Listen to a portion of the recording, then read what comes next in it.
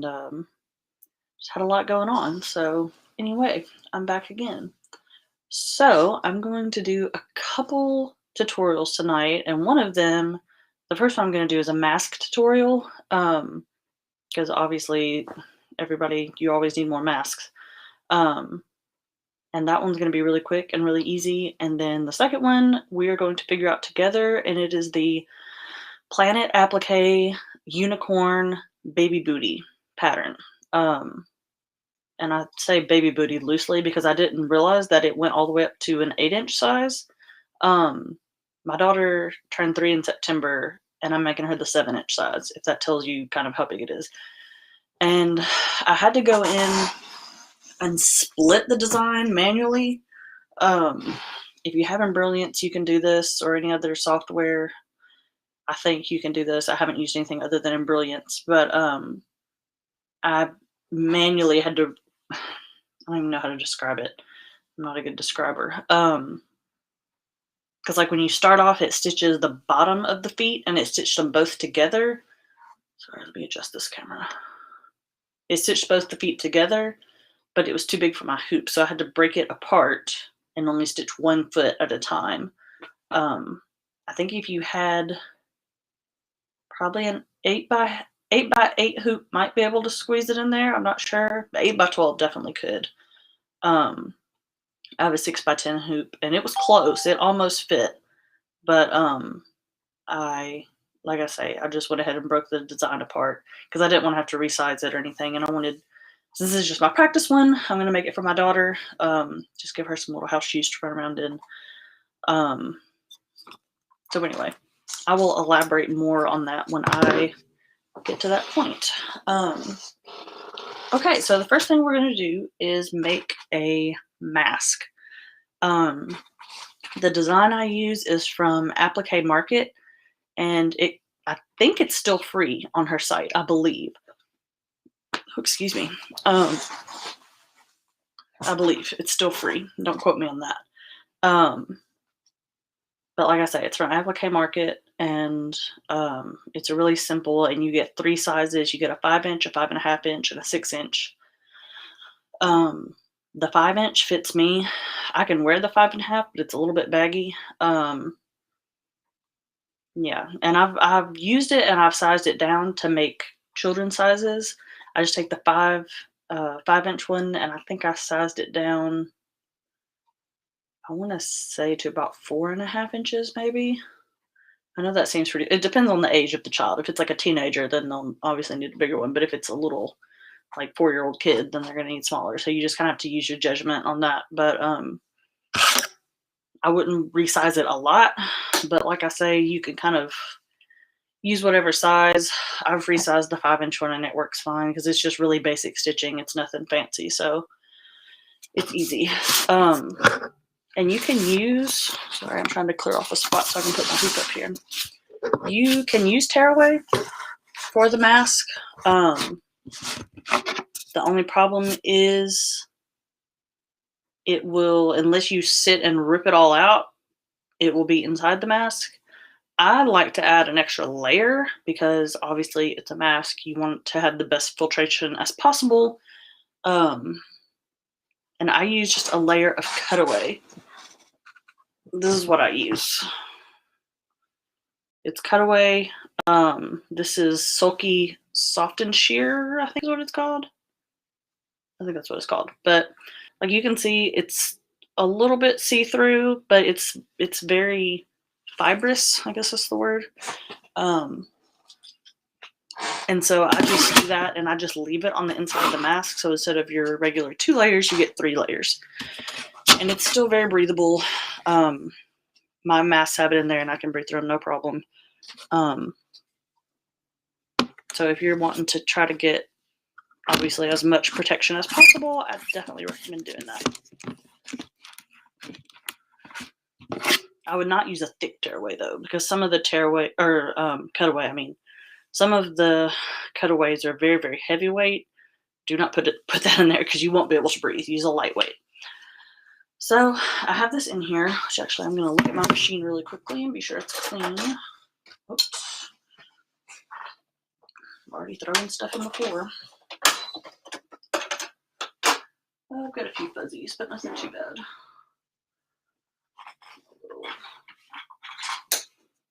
And I'll try to get you guys turned around where you can see what I'm stitching on this mask. Let me get my fuzzies cleaned out. Okay. And this mask is so easy. If you're just joining, this design came from Applique Market. I believe it's free on her site. It was when I got it, but that's been a while ago, so I don't know if it's still free or not. But it's extremely simple. If you have no sewing or embroidering skills whatsoever, you can make this. It's very, very simple. Okay, so let me see if I can get you guys over here so you can see what I'm working on. Sorry for my messy room in the background. Somehow it seems like our bedroom always gets pushed to the last cleaning-wise. The rest of the house will be clean, but our room somehow never is. Okay, so I'm just going to get my white thread on here. I don't really care about what color thread I'm using. Okay, and the masks I'm actually going to be making are for my husband's brother. So I'm going to try to pick kind of a manly color for him. I know obviously he doesn't want flowers. I think I'm just going to do a solid color for him.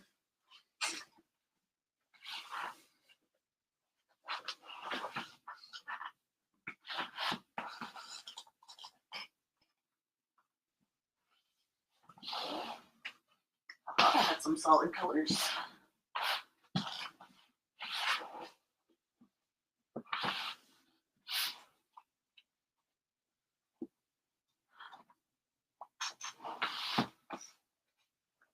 Well, I thought I had some black fabric, but maybe I don't.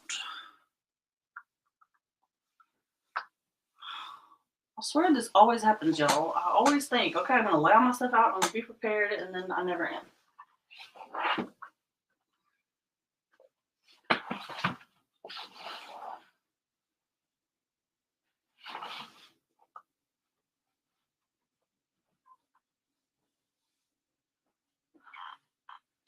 I'm sorry, I know I'm doing a bad job of this. I'm trying to find my fabric.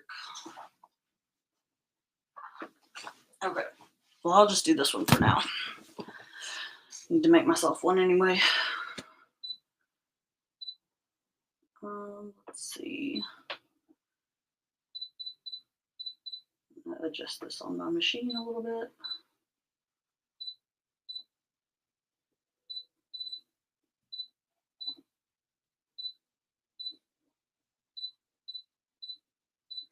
Okay, so this is only 5 steps, and one of those is a placement stitch for the elastic. Extremely simple. So first stitch, just going to be a placement stitch.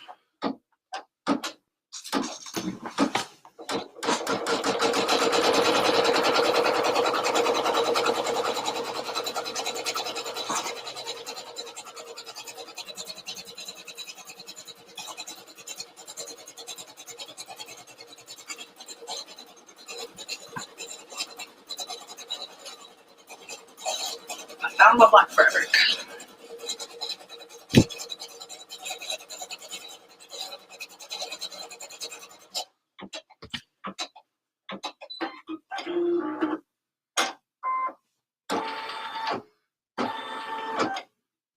Okay, so the next piece you're going to do is, I think this one will fit. That's a piece I've already got cut. I really don't want to have to cut another one. So you're just going to cover that up. Be sure you have a little bit of an edge over your lines because you don't want it to pull out. And you're going to do this pretty side up.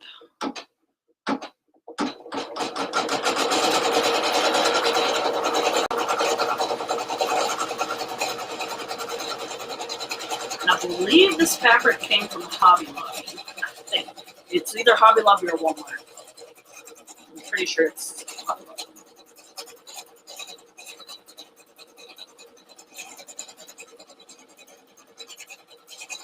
So you're just going to tack that down.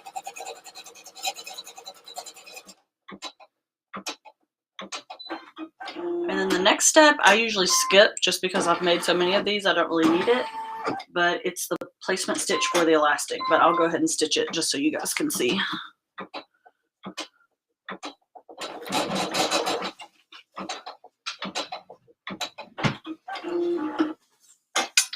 Go ahead and get my elastic ready.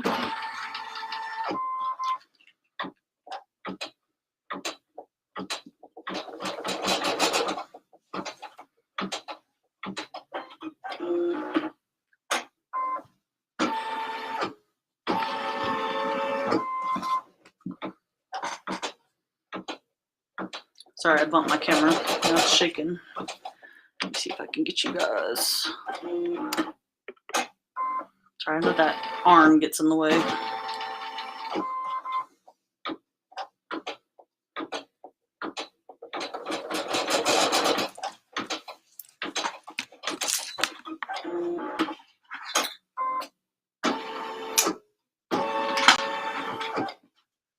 Okay, so I'm going to use fold over elastic, which is this.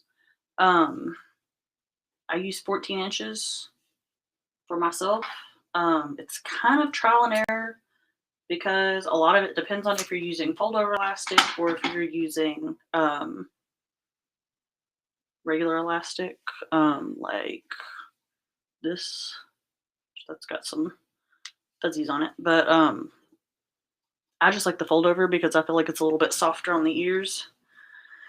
So anyway, I have my placement stitches for the elastic. Like I say, I usually skip that because I'm not worried about it. I'm going to put the elastic on pretty side down.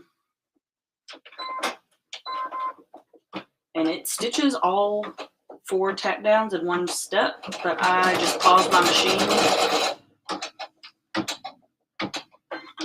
like that.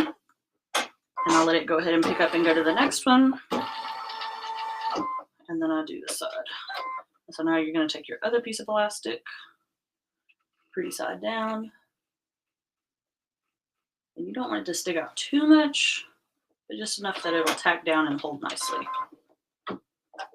I'll move my hand out of the way in a minute. I gotta hold this.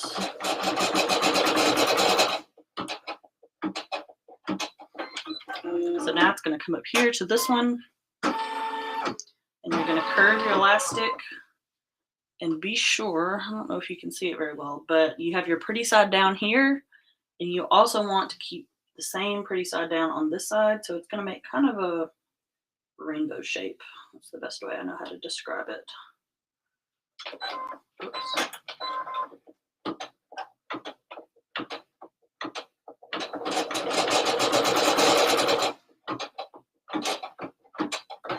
I'm going to pause the machine again, and it's going to go back to do part 2 of that first piece of elastic. So again, I'm going to take elastic, pretty side down, and tack this one down. I'll take this out of the hoop in a second and show you guys what it looks like.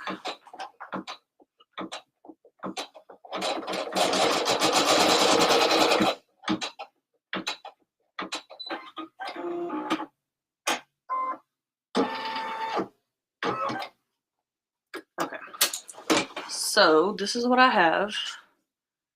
You can see the elastic is tacked down on both sides, and it's the same on the other side. So you only have one more step left. And this is the most tricky part because you have to be sure this elastic doesn't get caught. You can tip it if you want. Usually I just kind of hold it down and work my way around. Let me grab a piece for liner fabric. Because usually it's not hard. It's not hard to just kind of hold it and work it around. I'm just going to use this green. This will work.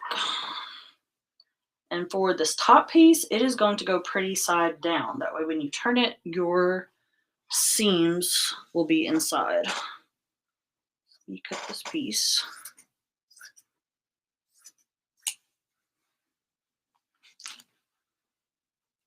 Okay, I hope I cut that big enough. I think I did.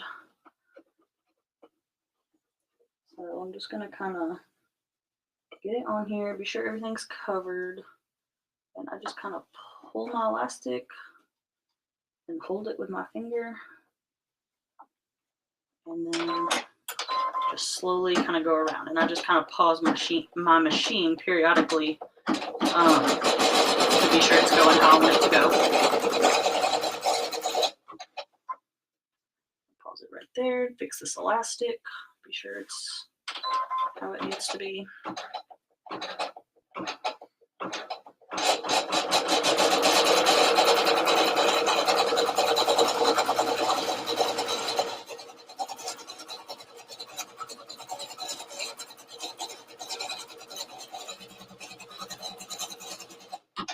And always stop and check this one, the last corner of elastic to go over, because for some reason that one always wants to bunch up on me. So I always have to really watch on that one and be sure it stays where it needs to be.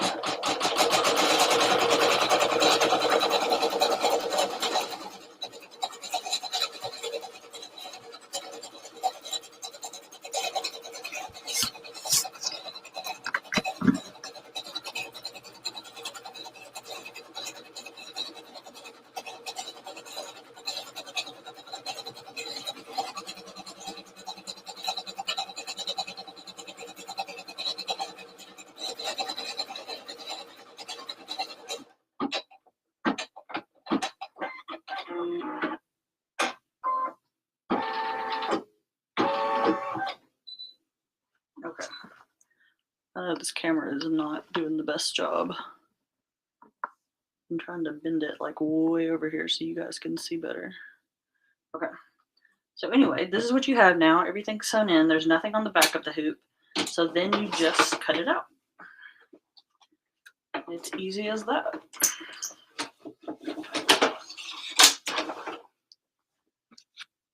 And you can sew pleats into it. I usually do sew them into mine just because I feel like it helps the fit a little bit. You don't have to. But if you don't, it will probably be a little bit looser. I'm not going to worry about trying to show you guys how to do pleats on this because it requires ironing and using the sewing machine and all that stuff. So I'll try to hold this up and show you guys kind of how I do my pleats. Let me get this cut out.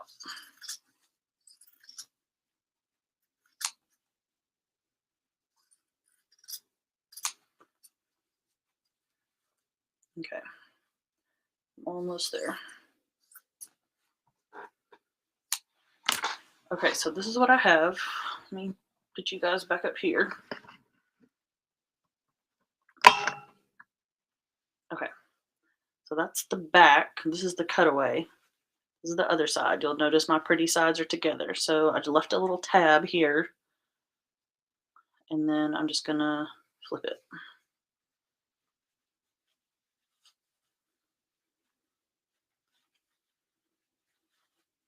Just don't pull too hard on those little seams because sometimes they can rip if you pull it very hard.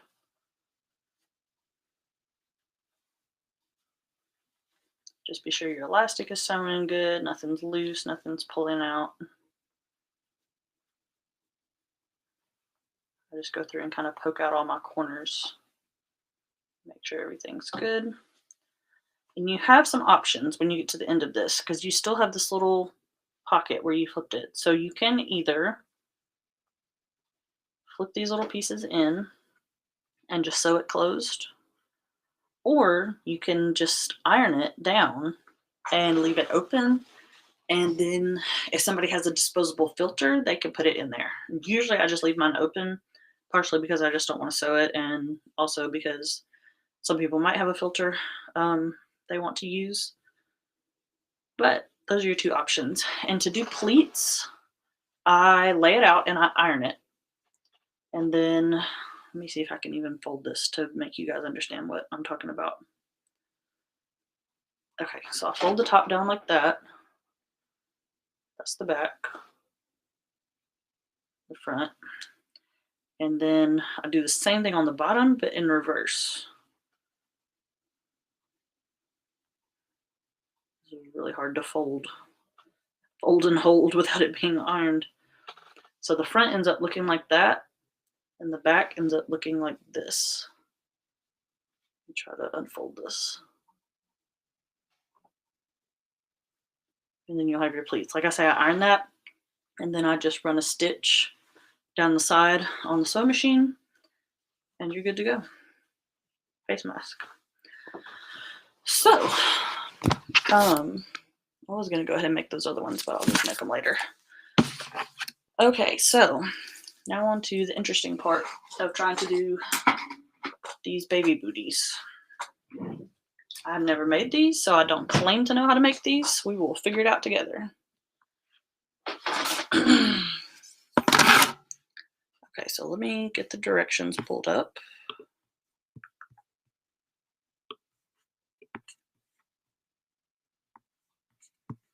Yeah, so on the instructions, it says the 5x7 hoop makes a 3-inch and a 4-inch shoe. The 6x10 hoop makes a 5-inch and a 6-inch shoe.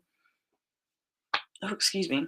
8x10 hoop makes a 7-inch shoe, and an 8x12 hoop makes an 8-inch shoe. But like I said, I wanted to make the 7-inch, so I took the 7-inch files because it stitches 2 feet at the same time, so I just broke them in half, and then it fitted my hoop. It requires a little bit of time to go through and break it apart, but it can be done. It's not super difficult. Okay.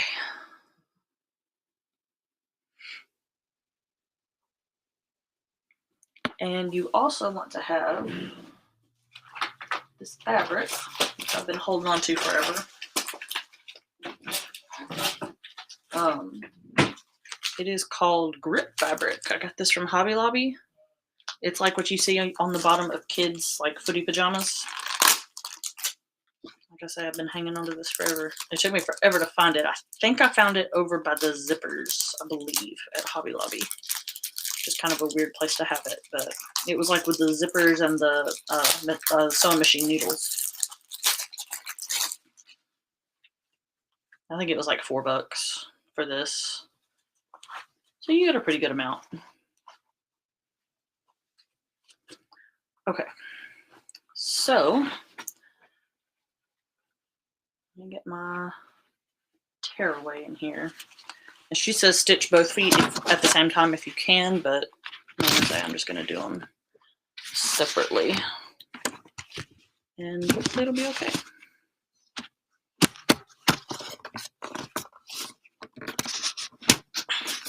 Here we go. Get my again. Okay. Okay, so let me get you guys back down here to the machine.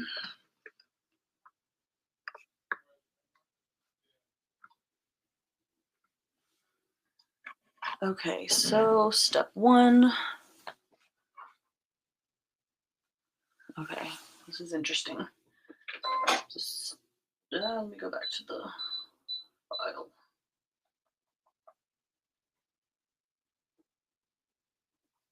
Okay, double check these to be sure, because since I broke them apart, I'm going to be sure I'm doing the right thing. I'll move it down. Okay, so this is only 3 steps, and the first stitch is just a dye line.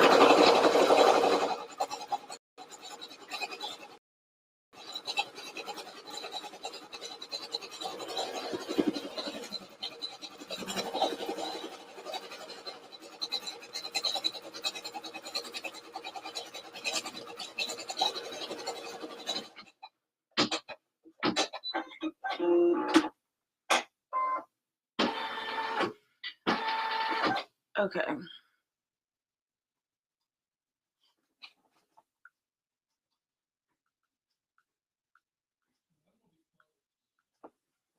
Okay, I'm trying to figure out how this works. Like I say, I've never made this. So, from my understanding, you are going to be making essentially the sole of the shoe on this step. So, I need to cut out a piece of gripper fabric. And then I'm going to use Minky for these shoes just because it's nice and soft. And it's what she shows in the picture, so I think it'll look good. Let me see. enough scrap. So she just uses white.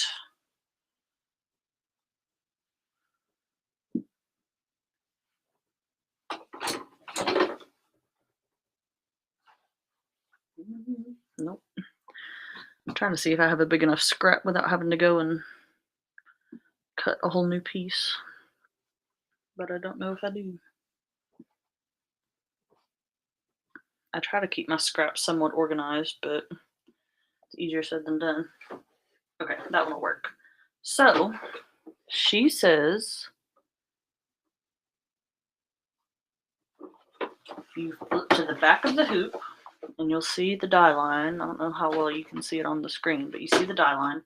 And you're going to take your fuzzy piece and put it fuzzy side up to you. So I'm going to use some temporary adhesive to hold it on.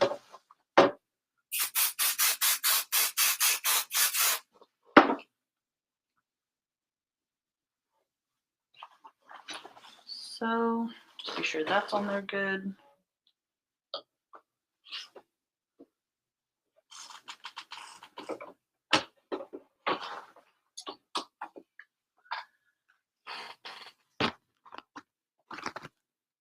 Okay. And so now you're going to take your grip fabric and it's going to go also right side up. So you're just making a sandwich essentially. Try to get this over as best I can. I try to conserve.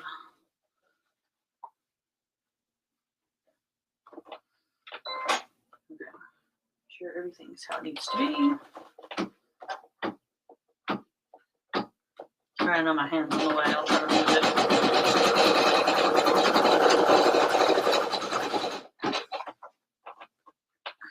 This stuff is really wrinkled where it's been in that package for so long. I guess it doesn't really matter because it's going to be on the bottom of the foot anyway, but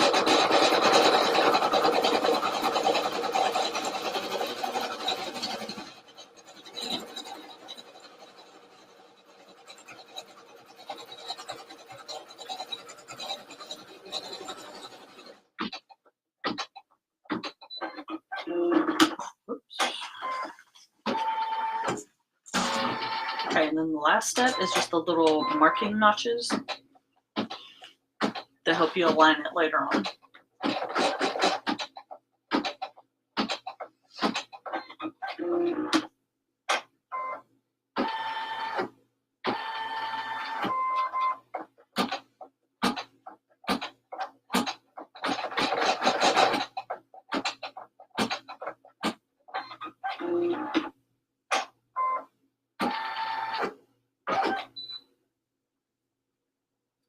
Okay, I'm just looking at the directions. Okay. So now I have to make the other foot, get it loaded up.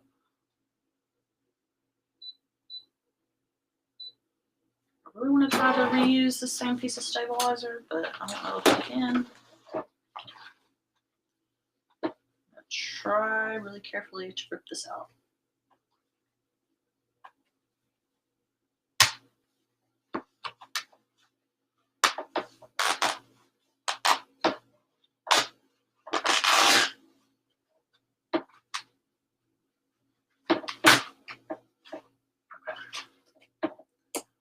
So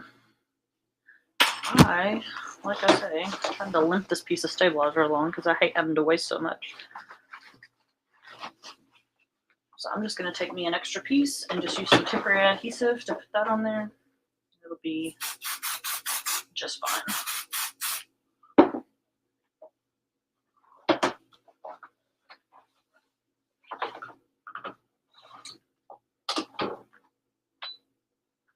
Okay, so now I'm just going to do the same thing for the second foot.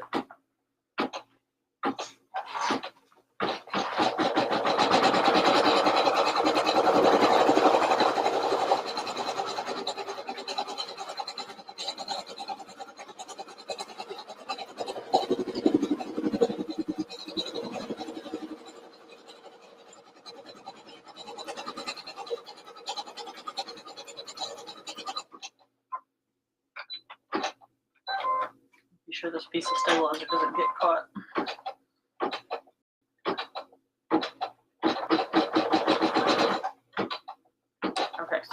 going to do the same thing. I'm going to put my fuzzy on the back and my gripper fabric on the front.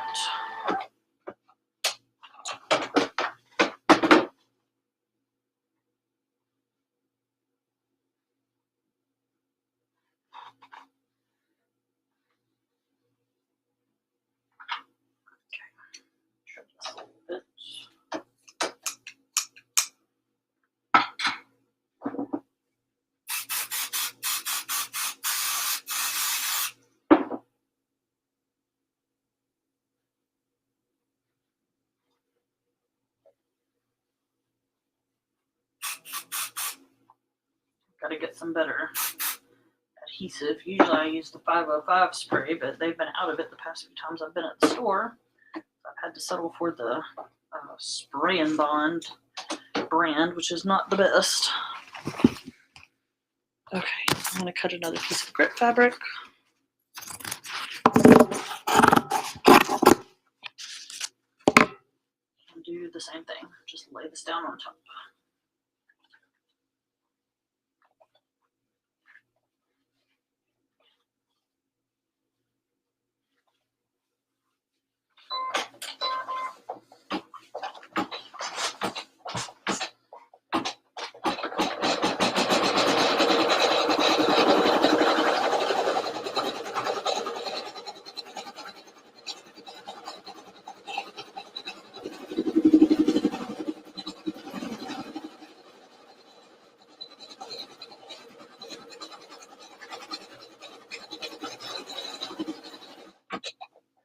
Okay.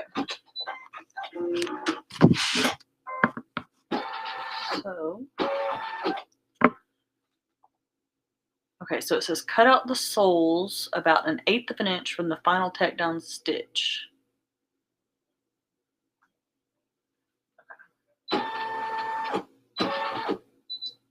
Hopefully I can remember which foot is which.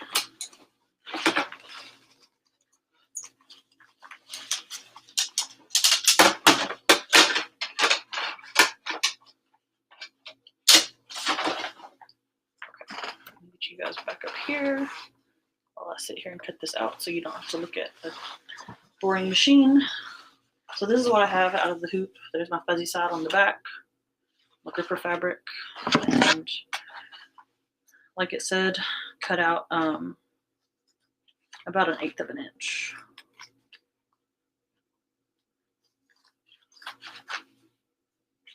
I'm gonna try to save some of this gripper fabric. I've got a niece who is 7 months old, something like that. I can use the smaller pieces to make some for her. I was gonna make her some for Christmas and I just didn't get them done in time.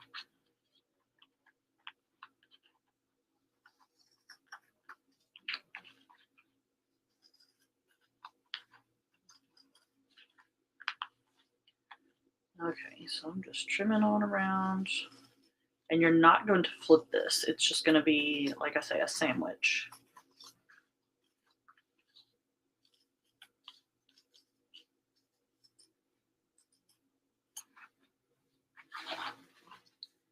Okay. Kind of trim these little rogue fuzzies. The only problem with working with Minky is it gets fuzz everywhere. Okay, so this is what I have now. Oops. That's the fuzzy part. So that's actually the part that the foot will go against, and then that's the part that will be on the floor. So trim out my other one.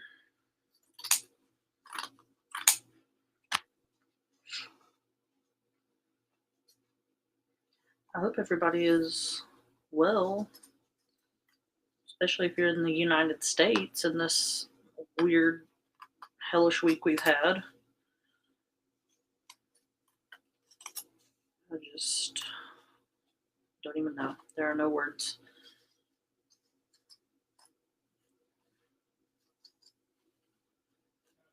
Okay. So the part you're going to make next is the heel of the shoe, the part that like you pull up on your foot on the back.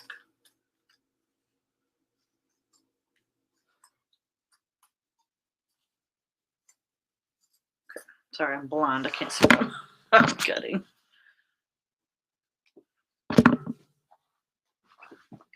Okay, so I have those cut out. Now I'm not going to need any more gripper fabric because I've got my 2 soles done. Okay, so load part 2, stitch the die line for the heel. Which, like I said earlier, if you're just joining, this is the baby booty unicorn design from Planet Applique. I'm doing the 7-inch size, which is technically for an 8x10 hoop, but I have a 6x10, so I had to break it apart in embroidery so I could stitch both feet, but I had to stitch the feet separately because they were in one file. Okay, let me get my next piece of tearaway in here.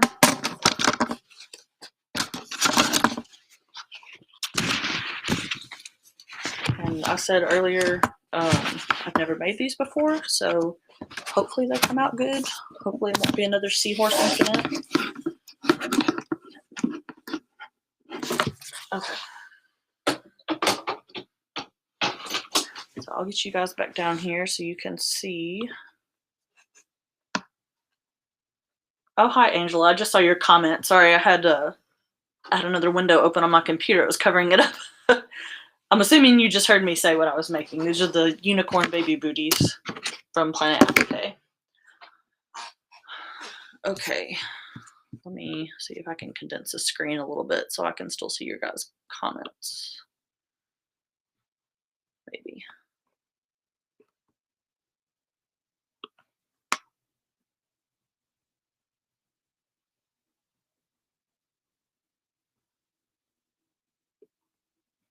I'm trying to make it where I can see if you guys comment.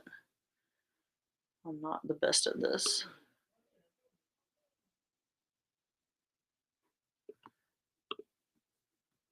Okay. So I'm gonna stitch the die line, which is basically just a placement stitch. Depends on who you talk to as to what they call it.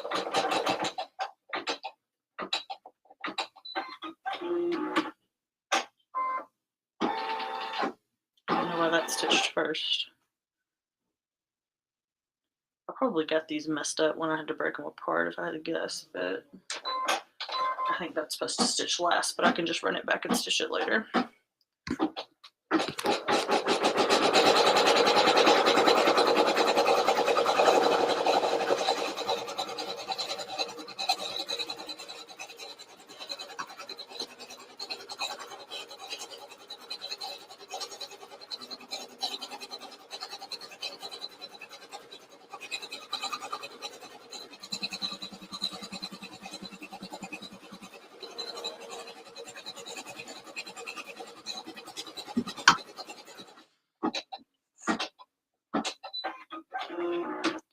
Okay, so let's see.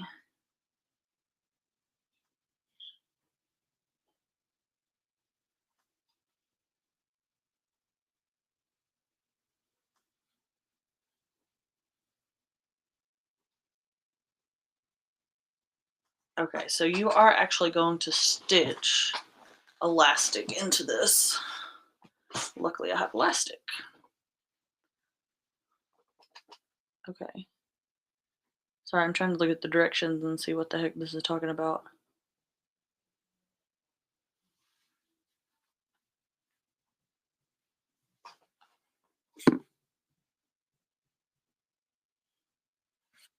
Okay, I think I understand what it's saying. We're gonna give it a shot.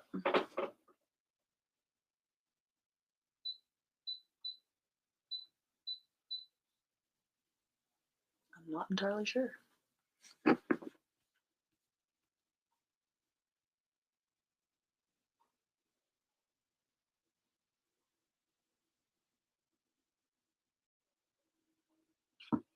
I'm trying to watch because she's doing both feet at the same time, whereas I am not.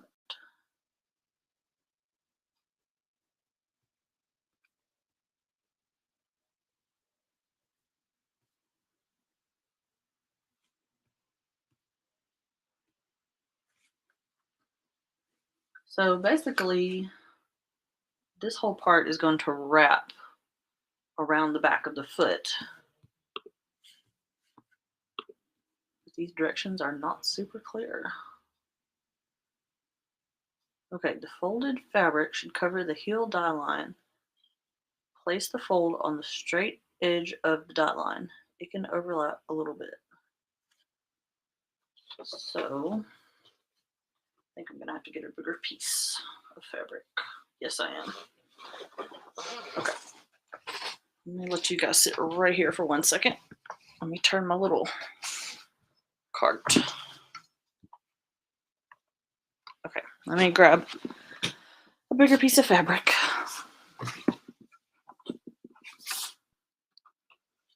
Make sure nothing comes unglued.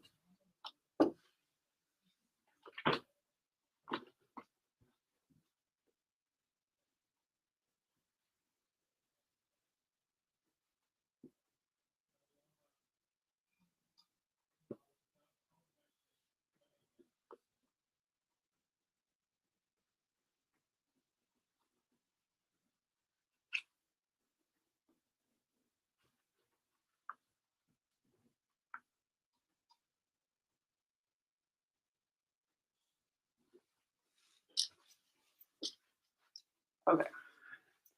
I'm just gonna do white for the back, I think. She uses pink, but this will be okay.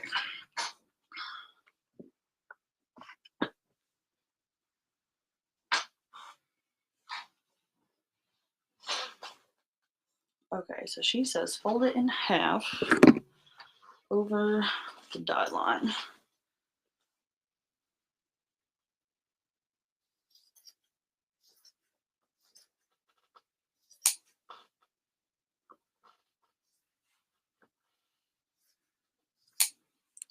Okay, so let me kind of measure this.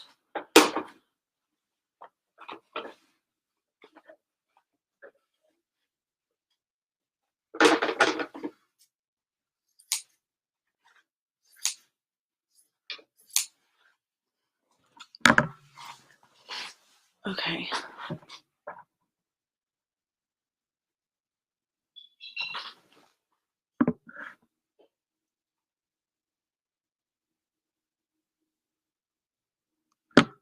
Okay, sorry, I'm doing a bad job because, like I say, I broke this into two different steps, and so it's a little bit confusing.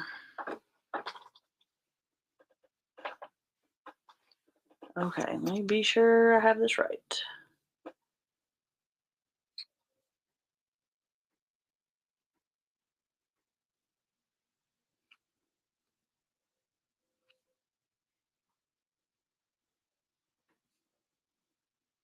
Okay.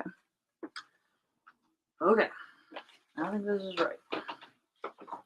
So she says this is just going to stitch an elastic channel. So you don't want it to be too far over this line, it looks like.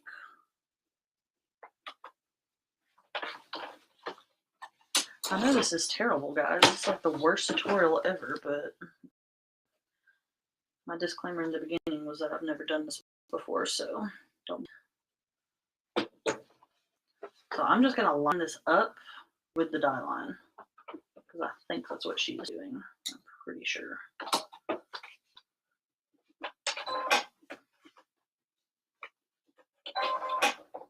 And this is just gonna stitch a straight line.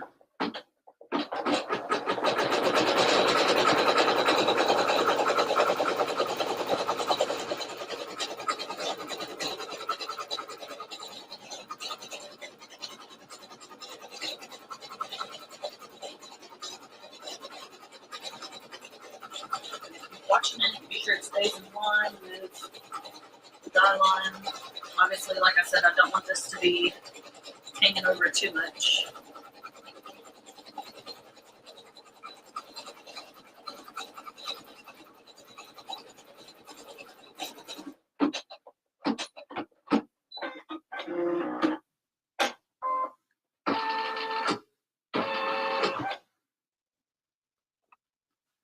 Okay, and this says stitch the dye line for the ribbon. So, oh, excuse me. I guess really you could use fold over elastic too.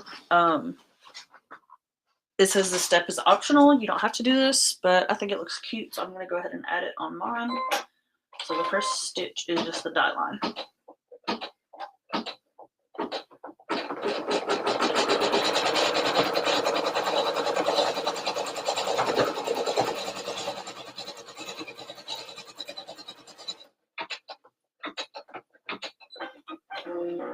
So, let me see. I think this ribbon I've got is big enough, I think. Let me get a little piece and see.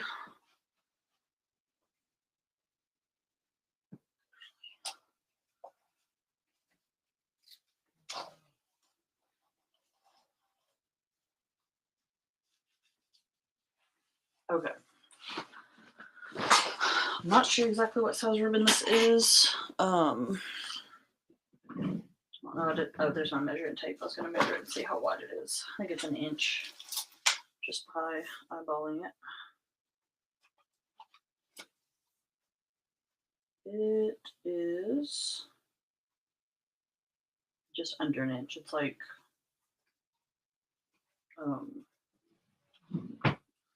whatever the heck that is. 7/8, maybe.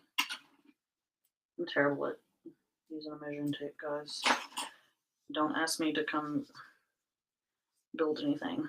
Okay, so let me measure how much ribbon I need.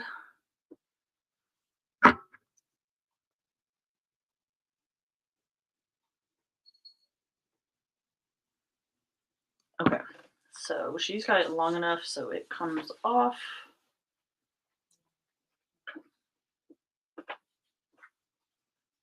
I'm going to go ahead and make mine pretty long just so I have enough to work with.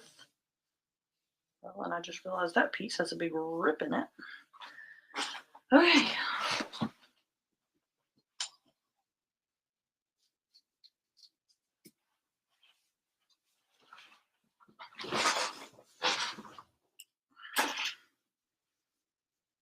Okay, so you're going to fold it pretty sides out.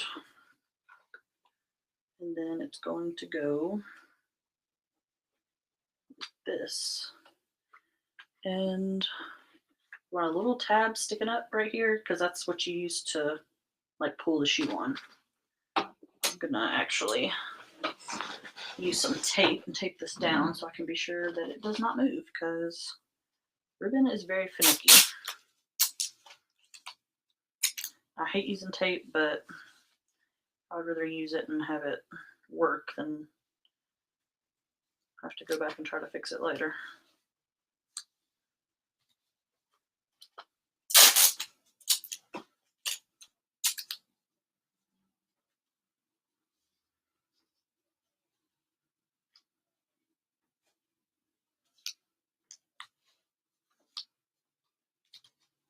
Okay, so here's what it looks like now.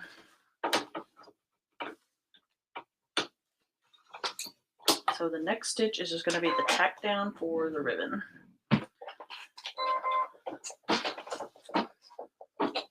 I would say this is probably the smallest size of ribbon you can use. This is like 7/8. You could go up to an inch probably and it'd be okay. I wouldn't go anything too wide though.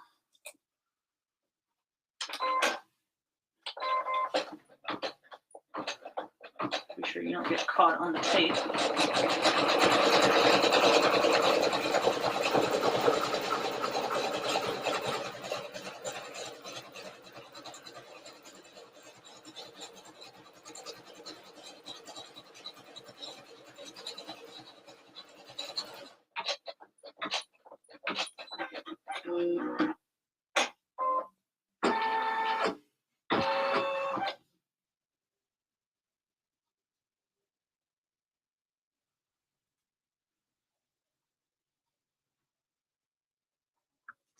Okay, so I guess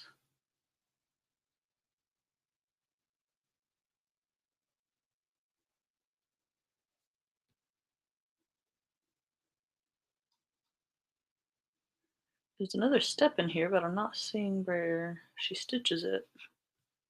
I guess she just doesn't show it. So this is just, I guess, a tack down for everything. Just kind of holds it all in place. Just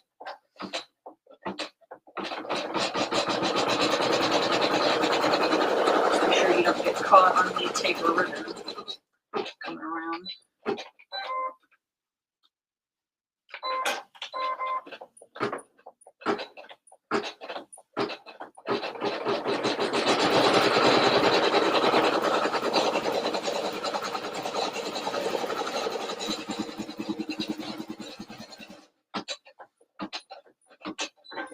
Okay, now I'm going to stitch the little decorative hearts,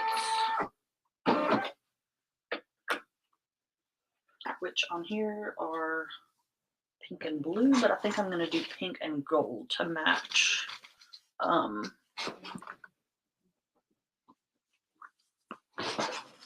this ribbon. Get my pink thread on. And I'm going to use a bit of water soluble, just, whoops, sorry, I'll adjust you back. I'm going to use a bit of water soluble just because this is minky and it has a tendency to sink into the stitches. Grab a piece.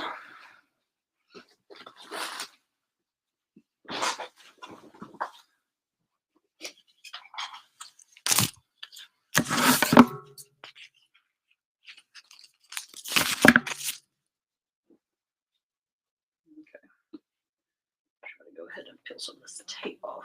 Hopefully I don't destroy my ribbon too much.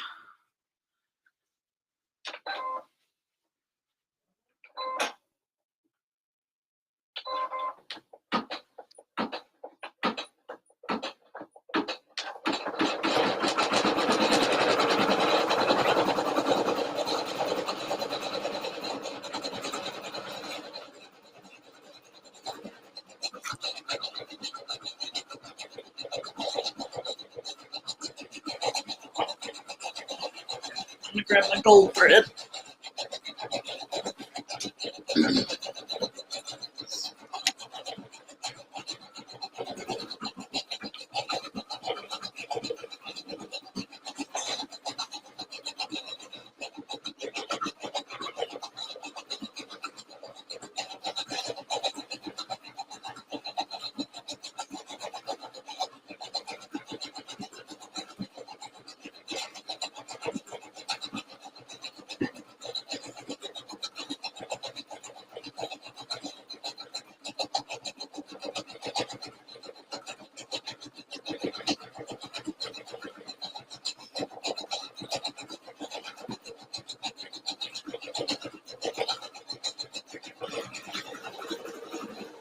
Okay.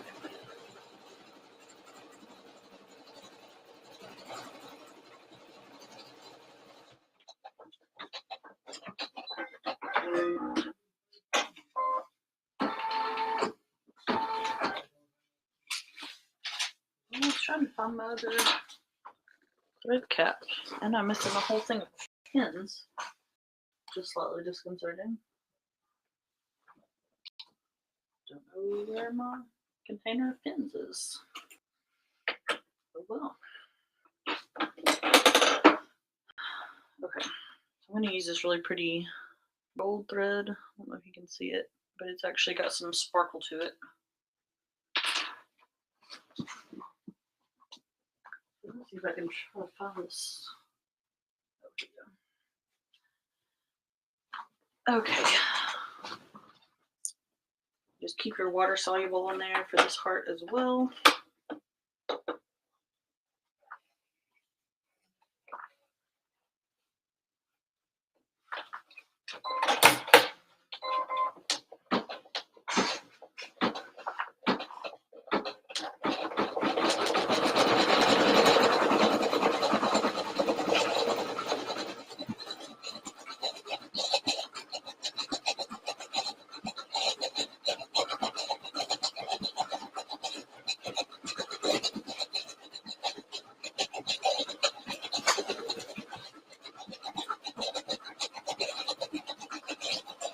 I think these are going to be pretty cute.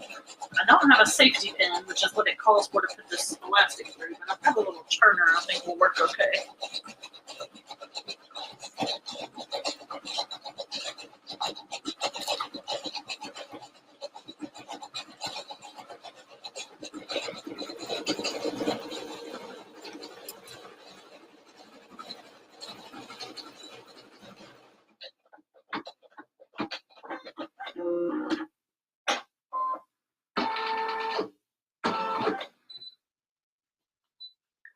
Okay, well, that was interesting.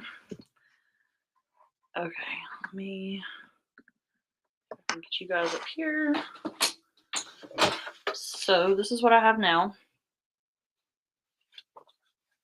I really wanted to do it in pink, but I didn't have enough pink, so white.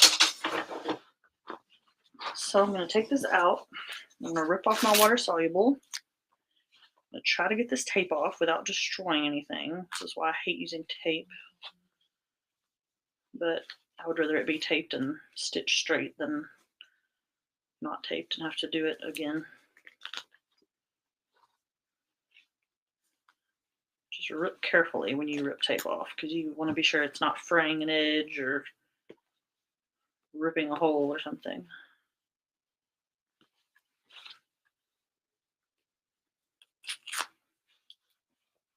So I'm kind of understanding as I'm going along the construction of the shoe. It's not super clear, but we're getting there. That tape ripped that pattern right off that ribbon. Well, dang. Oh well, this is why I wanted to practice one, so I'm just giving these to my daughter. Not a huge loss.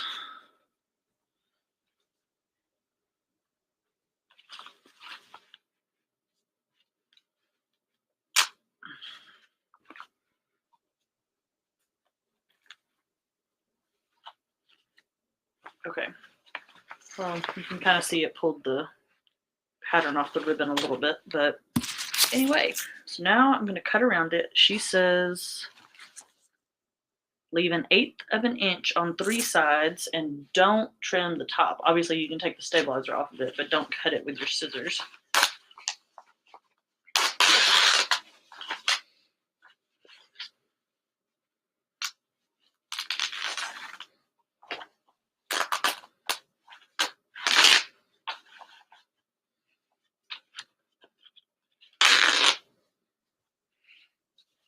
Okay, let me get this cut out and I'll show you guys what it looks like. And you can go ahead and cut that ribbon off at the bottom too. It's just gonna match up with everything else you're cutting.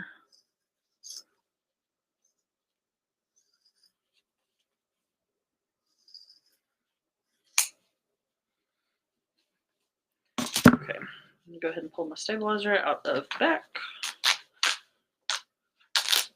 Because from my understanding, this is the part that will actually go against the heel, so I don't want stabilizer on it.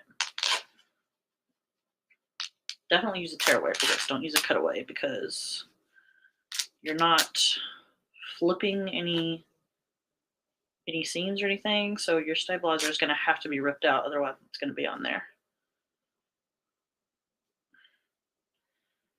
This stuff is like not want to come out. Okay, we're almost there. So trim this little bit off. So this is what I have now. And this is the back of the shoe that will go like this and go up to the sides. Okay, so now let's do it again for the other side. Oh joy. And it says, let's see. I have to find a long piece of elastic. Hopefully I have some. Okay, so she says, oh, excuse me, I don't know what my deal is tonight. 1/8 of an inch or 1/4 of an inch elastic through the channel. Like I said, I don't have any safety pins, but I have this. I don't know if you can see it very well, but I'm going to see if I can't just latch this on here and push it through, because I think that will work quite well.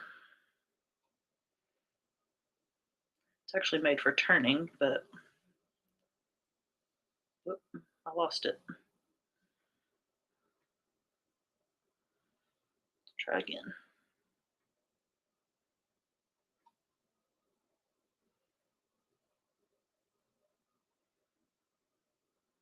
This is some elastic I cut. I had a really wide piece and then I cut it down to this.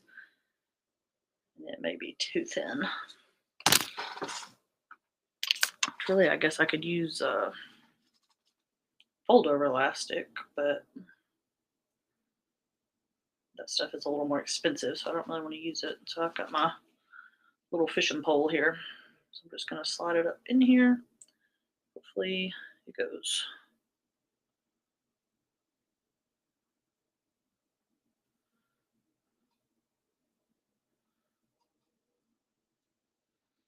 Oh my goodness, this is like way easier said than done. Okay. So you can see I just put the little thing through there.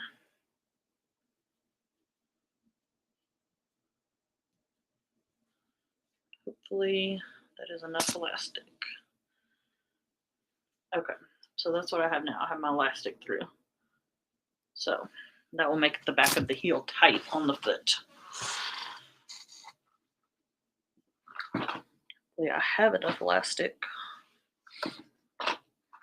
to do the other shoe.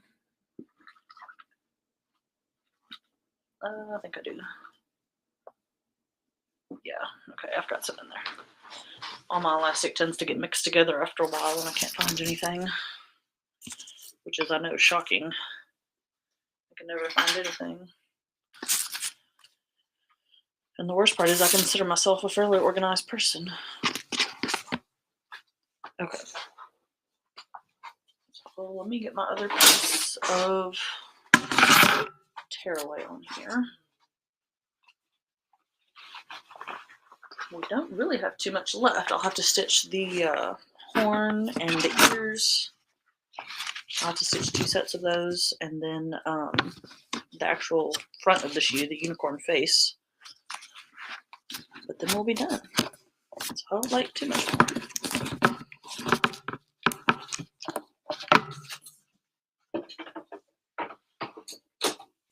Okay, I'll get you guys back down here again.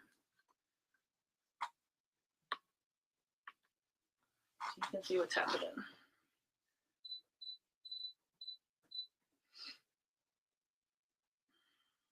Okay.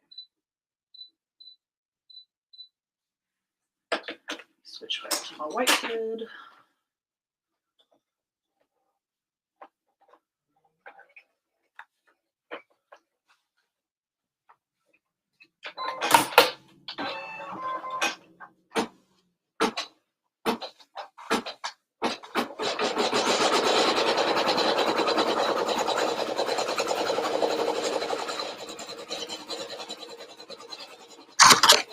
So this is just the dye line.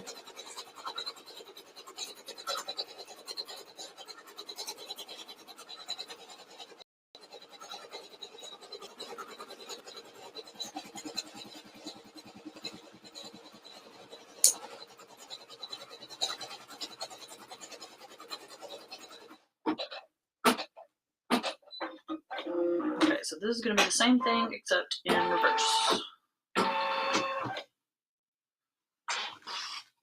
Measure this out.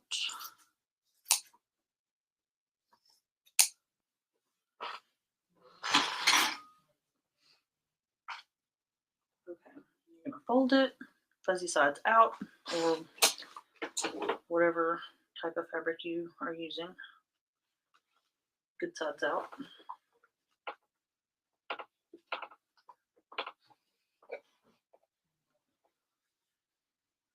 And I'm just lining it up with the top stitch of that dye line. This one's a little more difficult because it goes in the opposite direction and backwards. I'm not a lefty.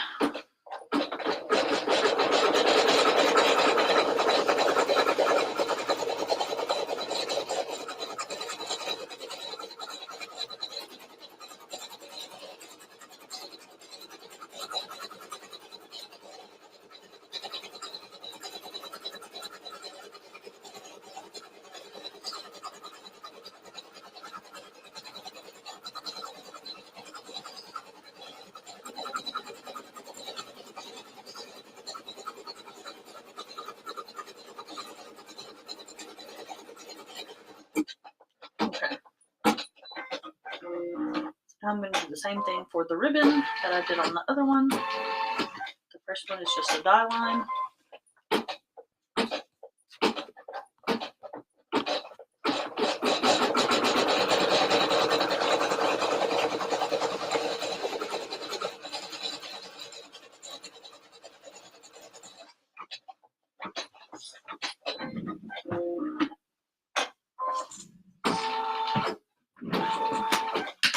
I'm going to try a different tape this time and see if it doesn't pull that design off the ribbon, because that masking tape did last time. Okay, so I'm going to get this folded up and get it taped on, and then I will tack it down. Get this aligned how it needs to be.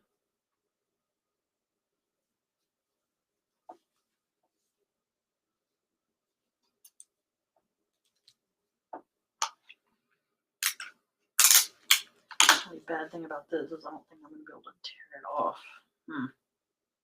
Nah, I'll just use the masking tape. I just thought about that because I'm not going to be able to rip this. I have some blue tape somewhere that looks a lot better, but I don't know where it is.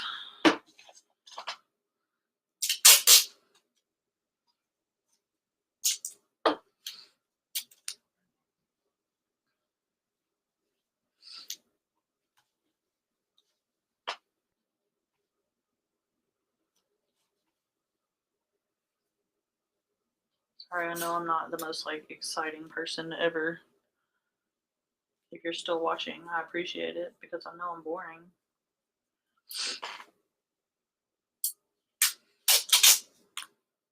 But I would rather go slow and get it right than go fast and mess it up.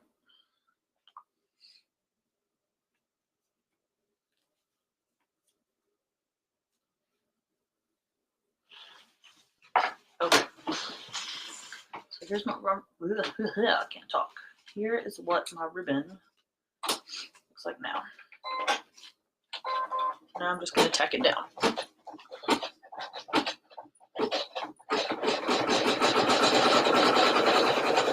Like I said on the last one, just be sure that you do not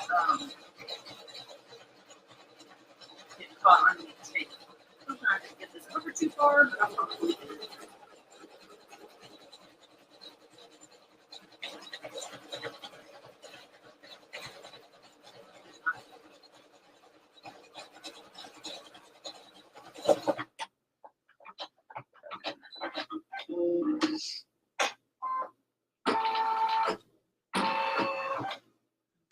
Stitch this, which is just a tack down to hold everything in place before you stitch the hearts.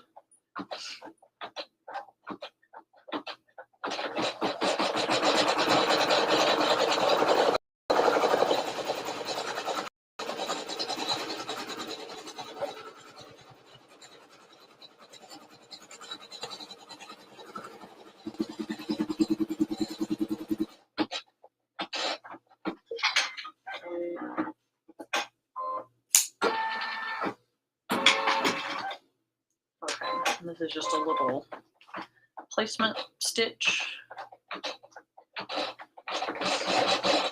to use later on. And now I'm going to stitch the hearts. This thing is just throwing me off because it's in reverse of the other one. I keep thinking I'm doing something backwards.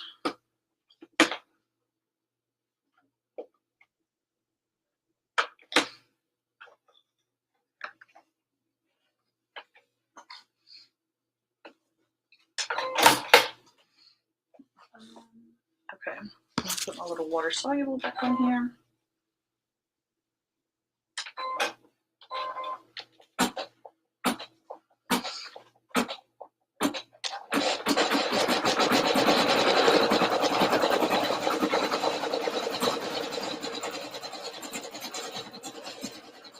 Guys, let me know if you have any questions or if I'm not explaining something clear enough, or you want to see a better up close or something. I'll try my best to help.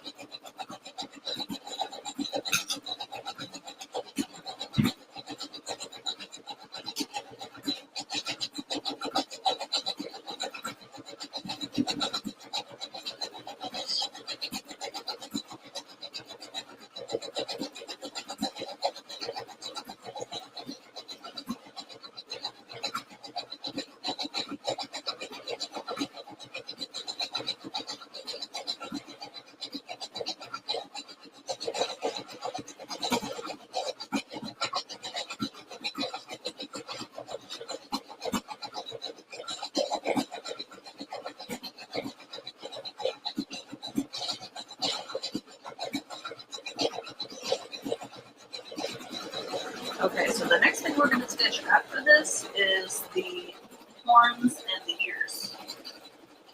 Just remember you'll have to stitch 2 sets because each foot is its own unicorn. Okay. Stitch one more heart. And then we will move on.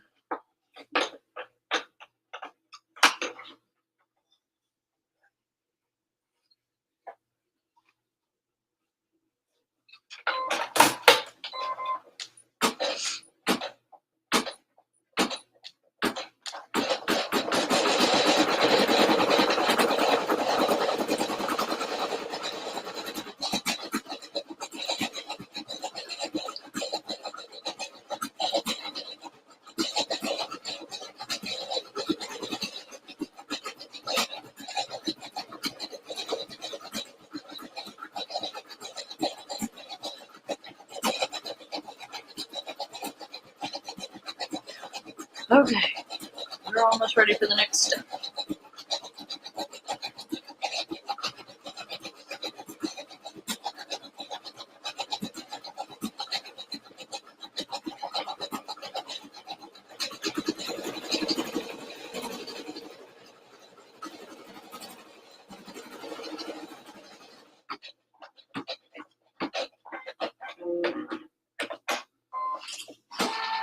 Okay, get my white thread back in here.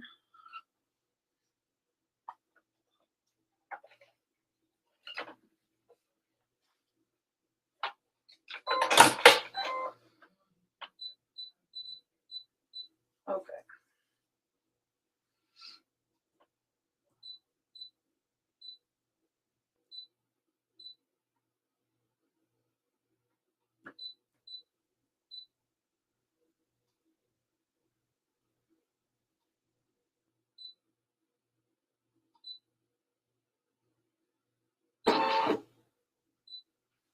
Okay, sorry, I'm trying to get my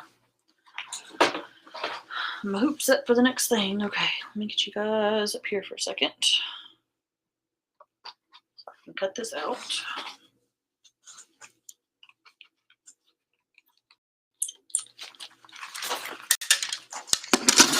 So I'm just going to do exactly the same thing as I did on the last one.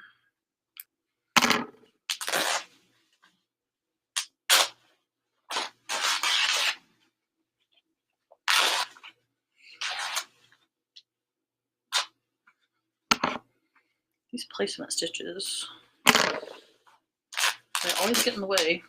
I want to rip.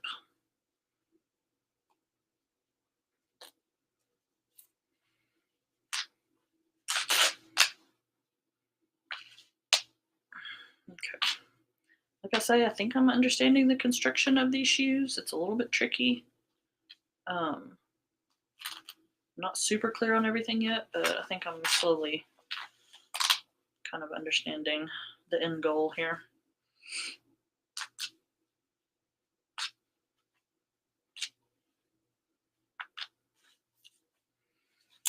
Okay, rip off my water soluble. Try very carefully to get this tape off.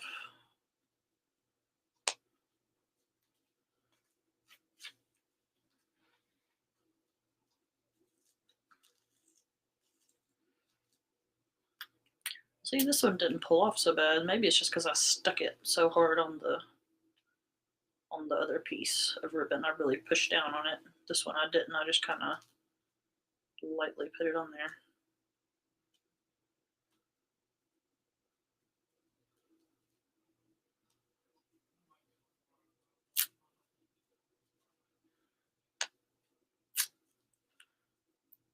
Okay. It's only 10 o'clock. It feels so late.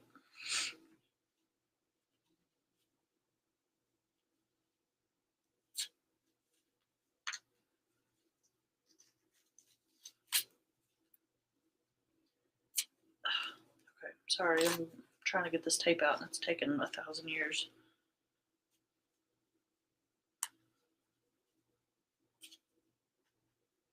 Okay.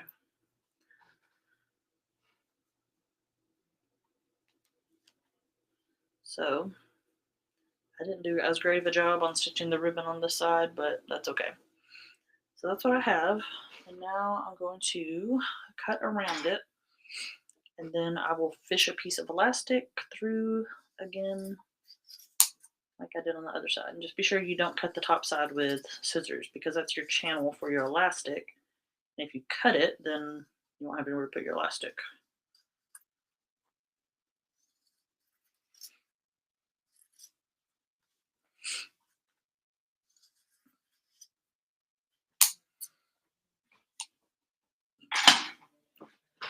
Okay. So let me see.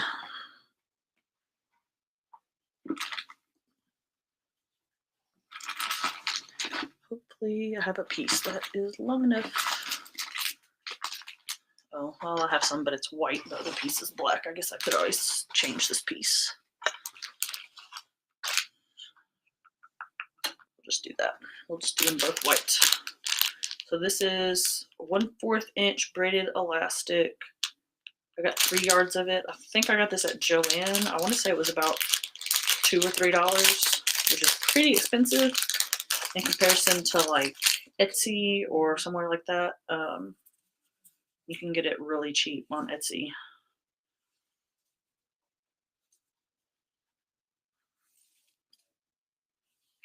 And like I say, it just says that it's supposed to hang out 3 inches on either side. So it could be a little bit longer than that, but you just don't want to go shorter than that. I'm going to measure my 2 pieces to be sure they're the same.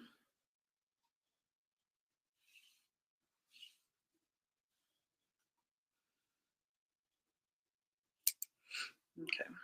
I'm going to try to use this little turner thing again because it seemed to work fairly decent the first time around. And I got this. I'm trying to remember where I got this. I think I got it at Hobby Lobby. It's for turning like piping or really small stuff like that you wouldn't normally be able to turn. But this works okay.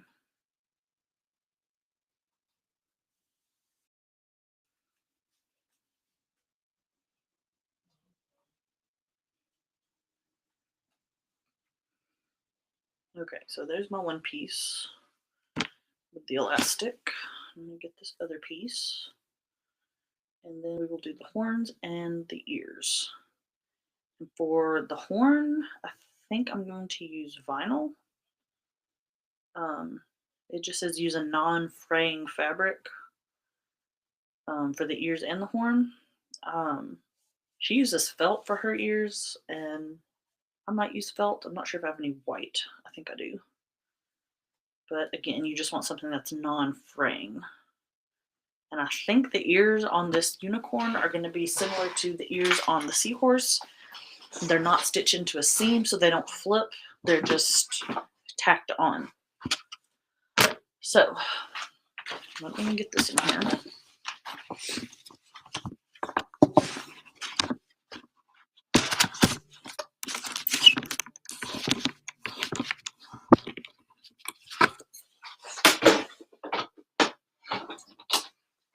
Okay.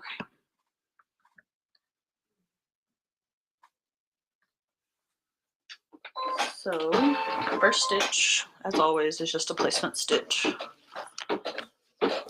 It's funny, these kind of look like masks, the way they're made with the elastic coming out. If there was elastic on the bottom, it would be a mask.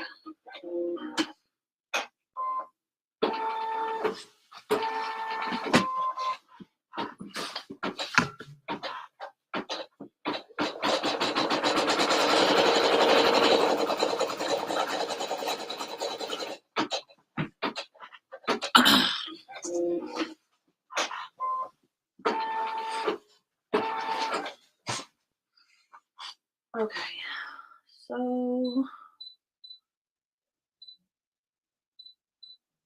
I'm trying to see because I didn't think that you turned the ears, but maybe you do.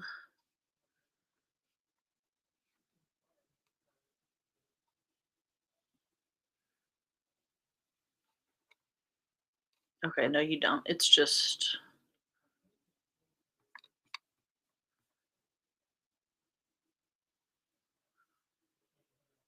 Okay. Okay. I'm trying to figure this out, guys. Let's see. Is this going to be enough? I think it will be.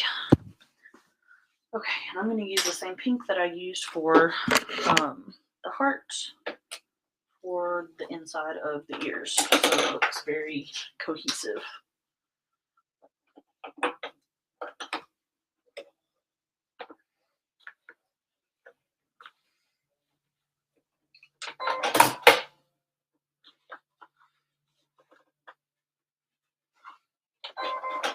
And this, like I say, is just going to stitch 2 triangles, which is going to be the inner ear.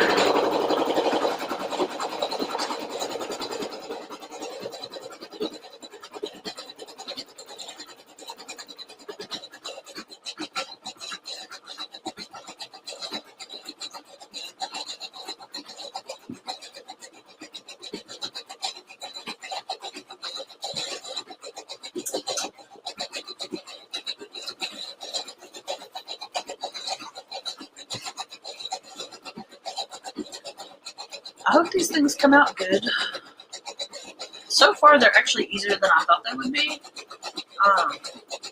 It was definitely tricky trying to figure out the direction since I made each foot and each heel separately. So mine looked different than hers did in the picture. So I had to kind of trial and error that, but I got it figured out. I'm just hoping everything is fairly easy to line up.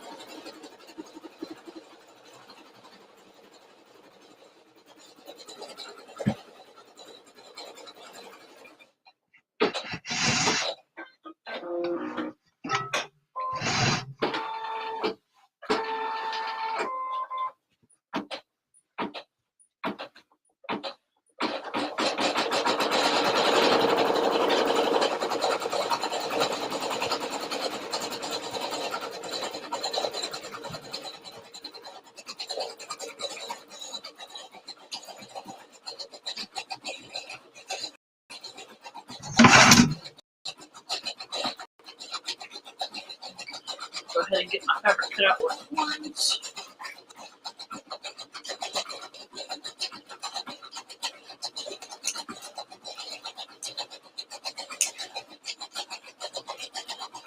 I'm going to use this kind of fabric. It's just gold vinyl.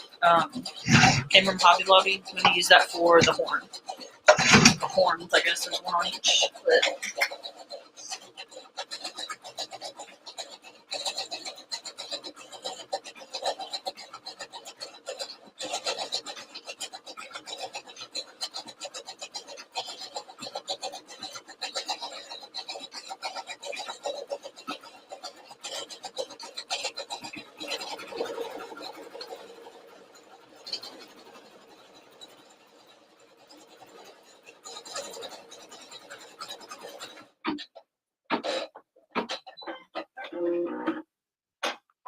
Okay, and then the next stitch is going to tack down the front and back of the ears together.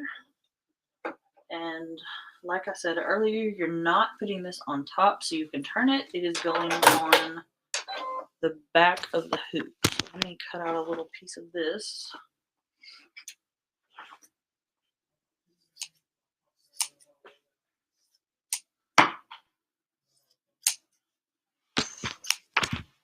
So I'm going to take my hoop off and turn it over. Whoops, I don't rip the thing. Okay, turn it over, and then I'm going to just use some temporary adhesive to cover this up, and then flip it back over and stitch it all together. And I'm going to repeat that same process for the horn.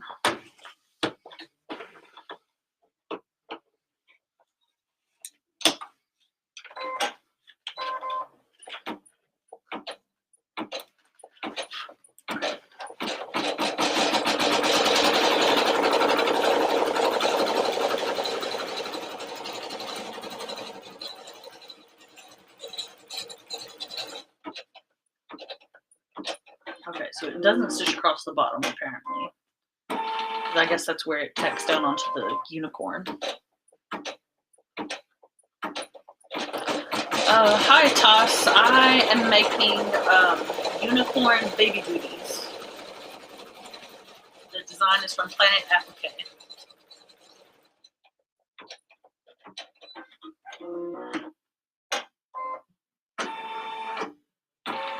Okay, so now I'm going to move on to the horn, and I'm just going to stitch the die line for that, and then I will put my gold vinyl.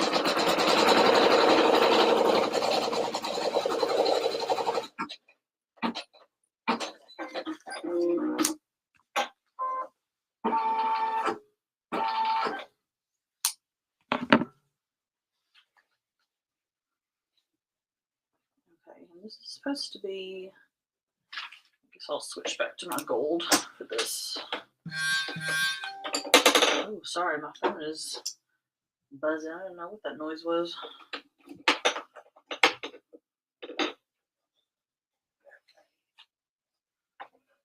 Okay, so this is just going to be some little decorative stitches for the horn. So I'm going to stitch those, and then I'm probably, hopefully the thread is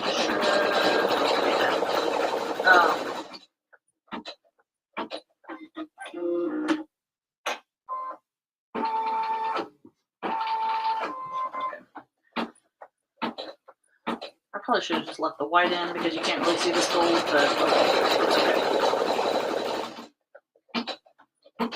And I'm going to do the same thing for the horn that I did for the ears. Flip the hoop over and put it on the back. It doesn't go on the front.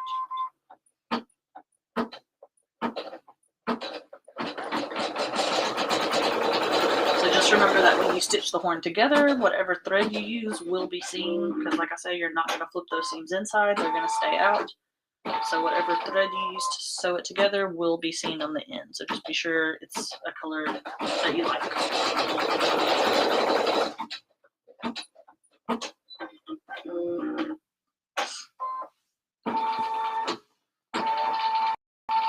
Okay, so now I'm going to take this off, flip it over, put some temporary adhesive, stick this on, flip it back, and very carefully put it in there. Be sure nothing gets pulled up, and stitch it together. And then I'll have to do one more set for the other shoe.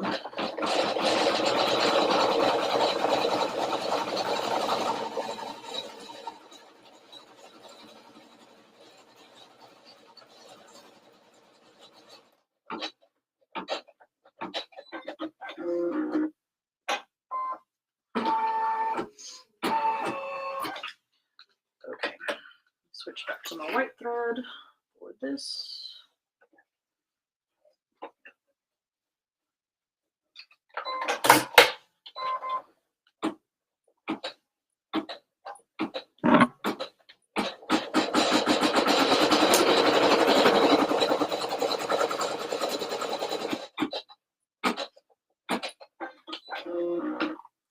Pause that because I think it's going to hit that felt come over from the other side. Trim this off.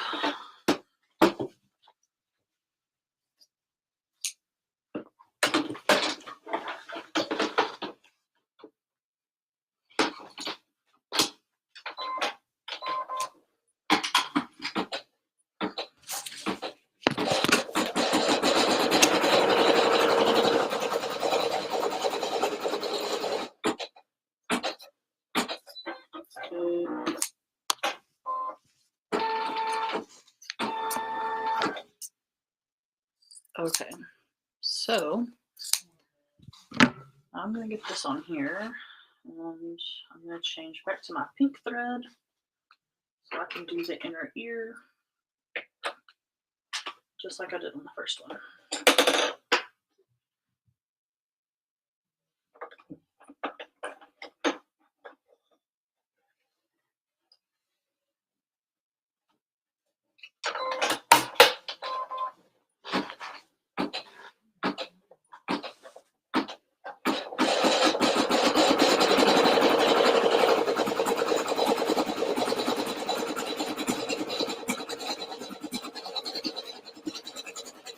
I know I keep moving the camera camera. I always feel like I can get a better angle. It's so hard to see.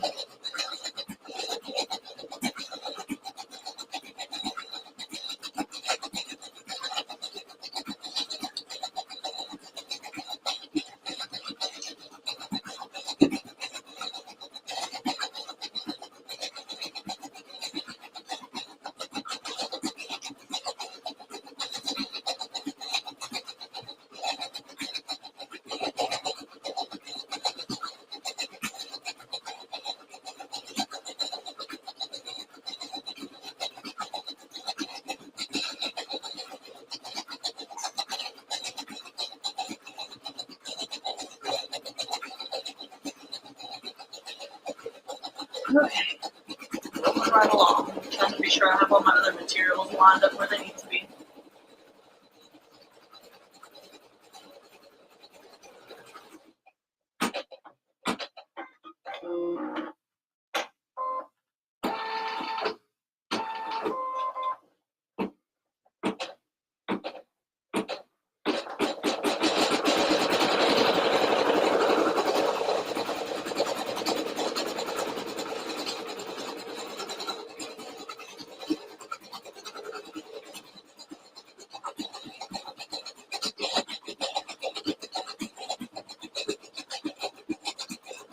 So after this is done stitching, then we will just have to do the front of each shoe. So only 2 more pieces left, one for each shoe.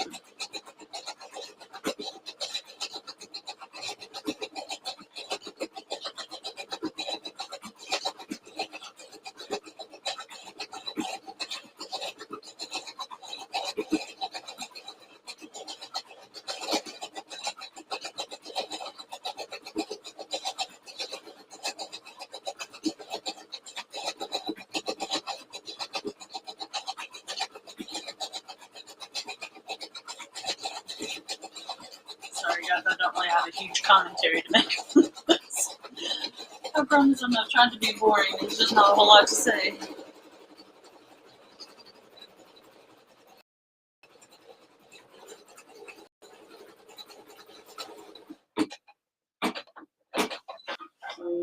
Okay, I'm going to switch back to my white thread again. Do the same thing. I'm going to take the hoop off and put the other piece of felt on the back.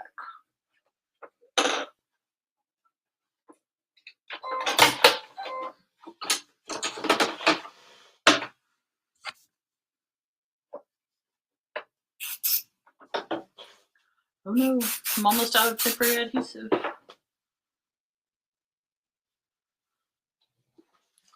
Well, payday is Friday, so the trip to the craft store I will be making.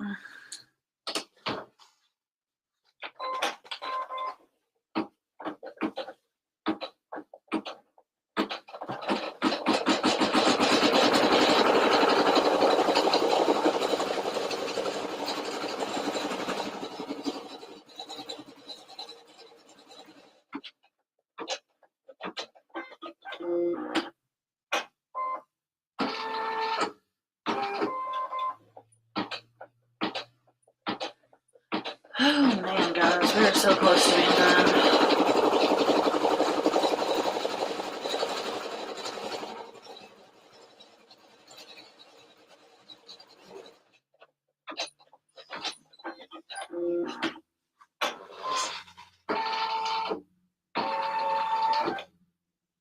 Okay, trim off this little piece to be sure it doesn't get caught.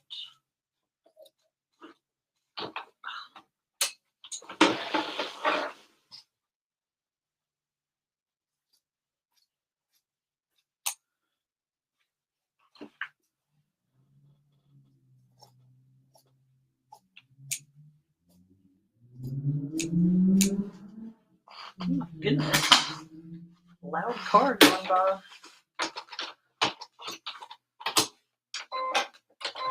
Okay, and this is just the placement stitch for the horn.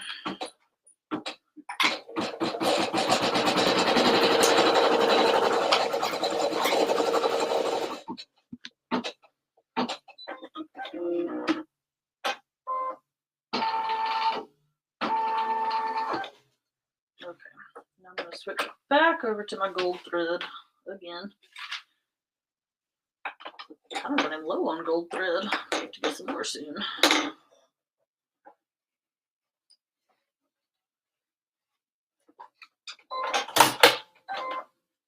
Okay, just cover that up. I'm going to stitch these little decorative lines.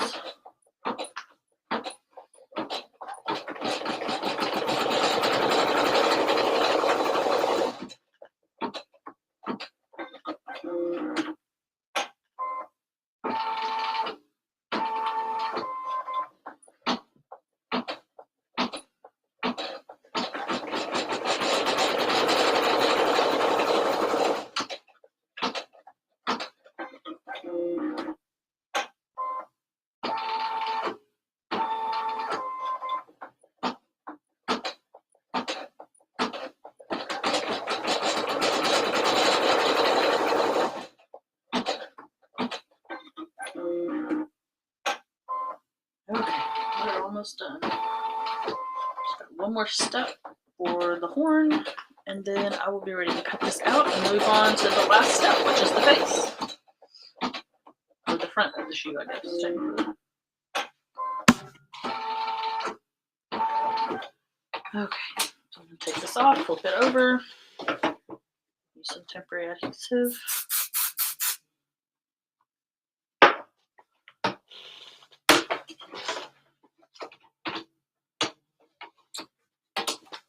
And stitch everything together.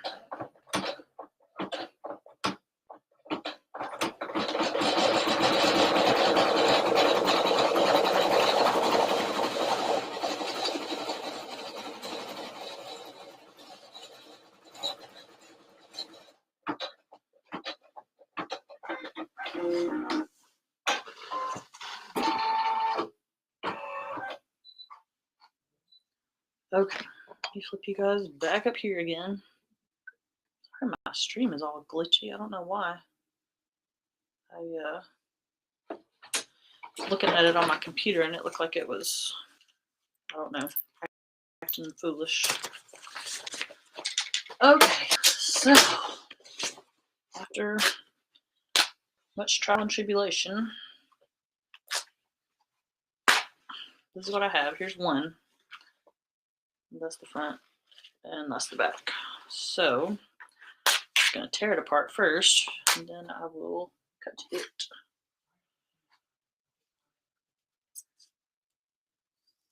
And you want to just trim close to the stitching, but not too close, because like I say, since the edges are exposed, it has a little bit more of a likely chance of getting pulled.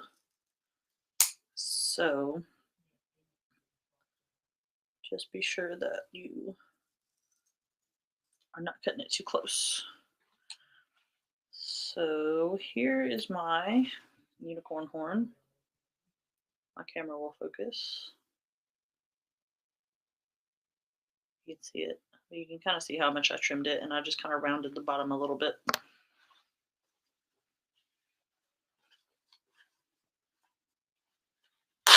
These ears kind of look like bunny ears.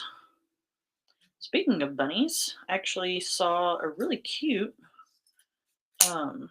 Easter basket pattern today. So I may at some point in the near future do a tutorial for in the hoop Easter baskets.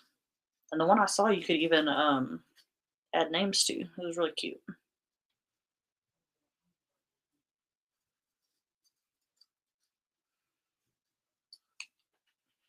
Okay, and I did kind of the same thing on the ear as I did on the horn.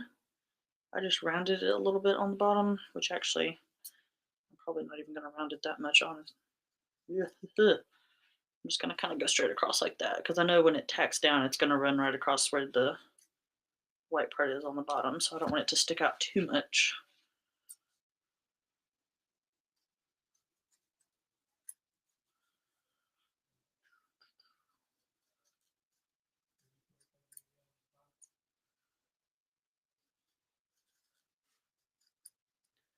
Okay, so I have 2 ears and a horn done. Let me rip the rest of this out.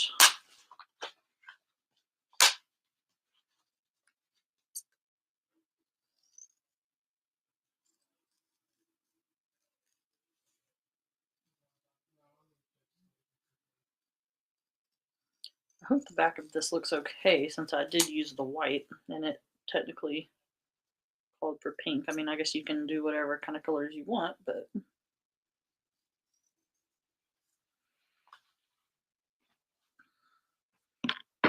I was just thinking white since the shoe is like the body of the unicorn, kind of would make sense for it to be white. Maybe I'm putting too much thought into this.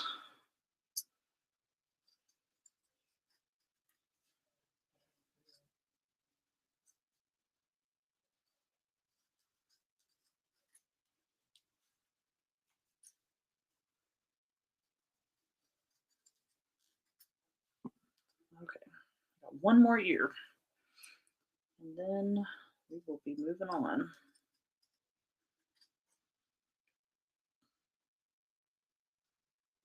And for the front piece of the shoe, there's not a left and a right. There's only one. So I'm guessing you just kind of, I guess, pull it to whatever side for the left or the right foot. Okay. Get back out of this.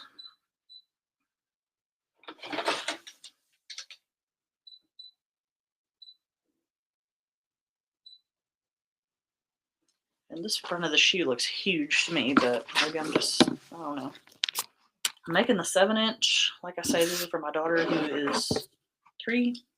She wears size 7 shoes. I'm gonna cut another couple pieces of stabilizer really quickly. But she wears size 7. I measured her shoe and it was 6.5 inches, so I'm making the 7-inch. So hopefully it fits her.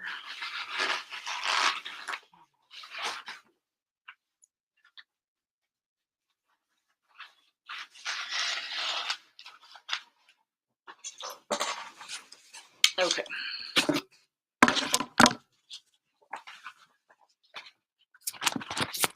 I'm not really sure how much of this you're going to do in the hoop or if you're going to have to do it on a sewing machine or what. Like I say, this is my first time making this, so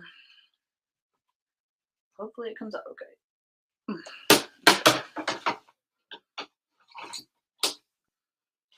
Okay, so let me get back over to my directions.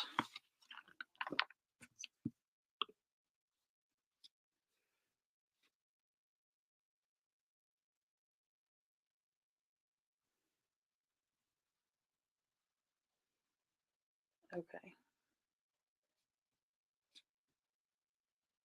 I think, okay, so this is similar to her design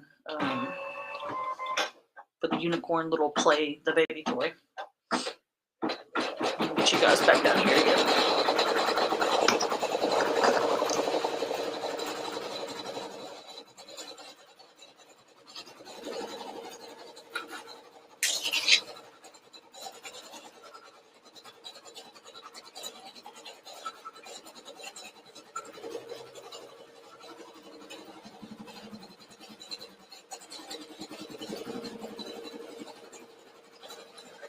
You guys can see.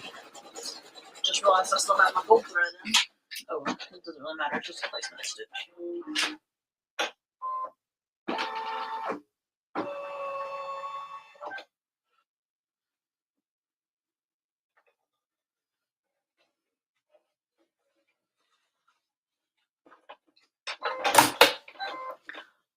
Okay, so cover the dye line with a piece of fabric right side up. So I'm just going to use the plain white minky on the front. I'm not going to use the dotted kind because I think it would look weird for the face to have dots. So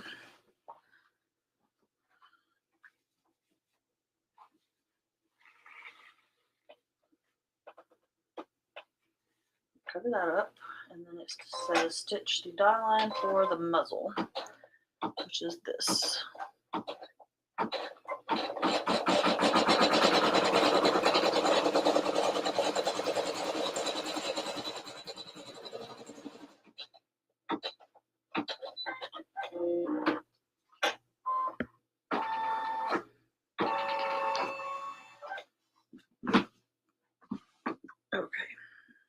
see.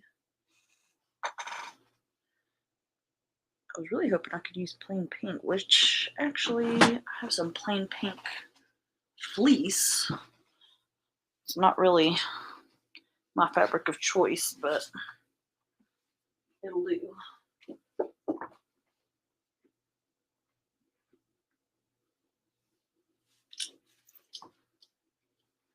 I will just use this. I was trying to avoid having to use it, but it'll be okay.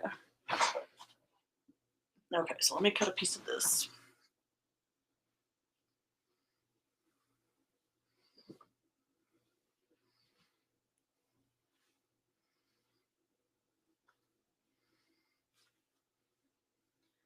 Okay.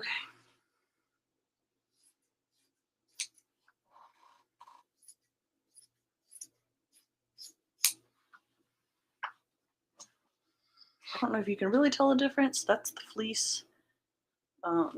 It's a little bit more stretchy than the minky. Okay. So you're just going to cover up this line, but you want to be sure it comes down all the way down here because that's what's going to be the nose.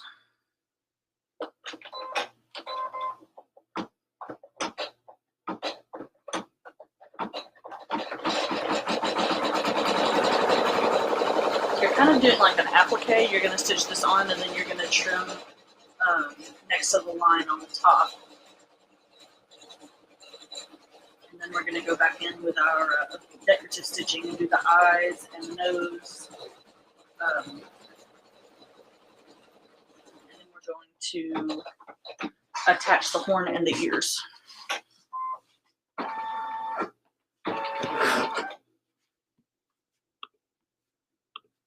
Okay, so let me take this off and trim this.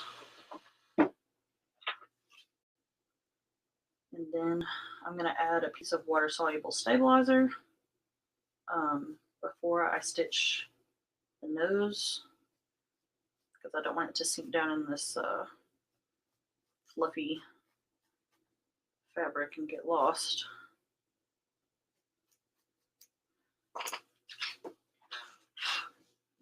Okay.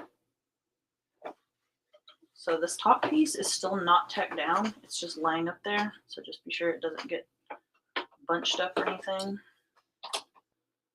So this is what I have now.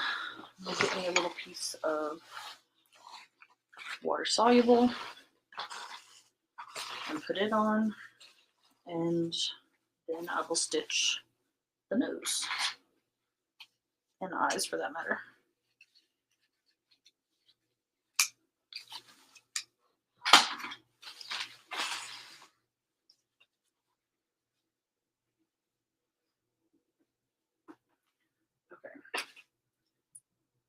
Like I say, I'm going to use the same pink that I've been using just so it all looks cohesive.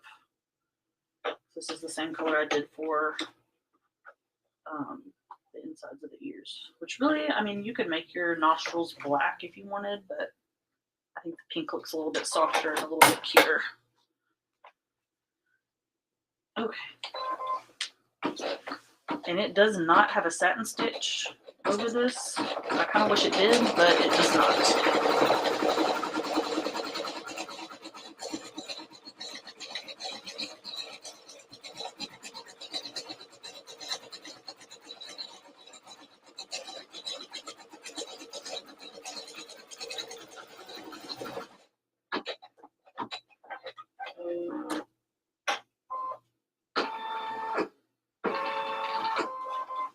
I'm going to stitch that nostril.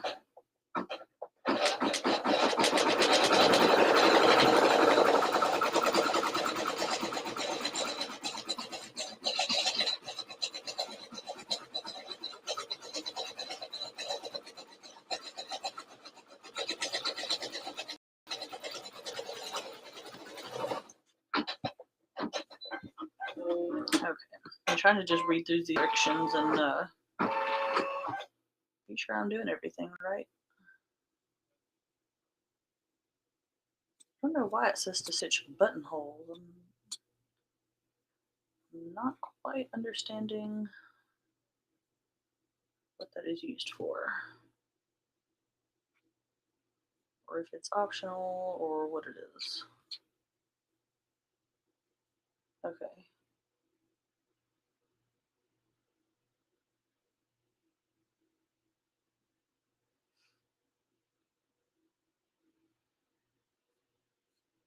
Sorry, I'm reading about these buttonholes to see.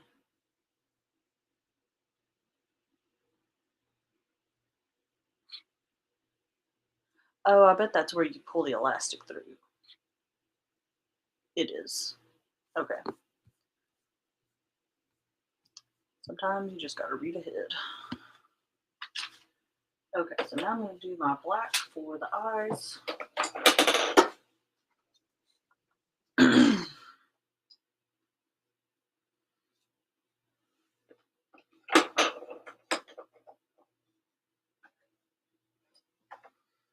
And then after this, I will attach the ears and the horn. I cut off way too much water-soluble stabilizer, but that's okay.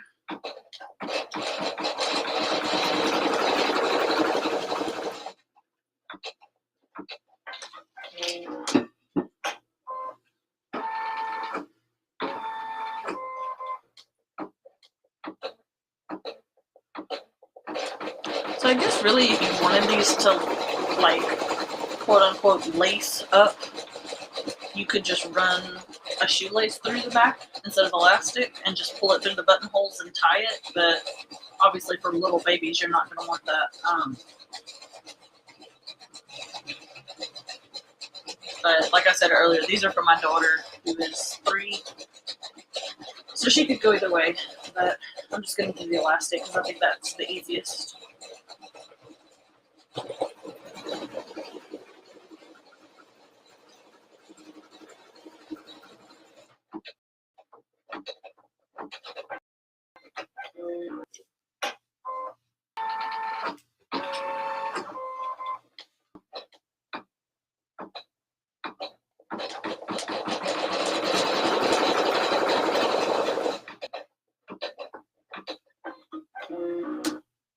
I just feel like these shoes are going to be so big. I guess we'll find out.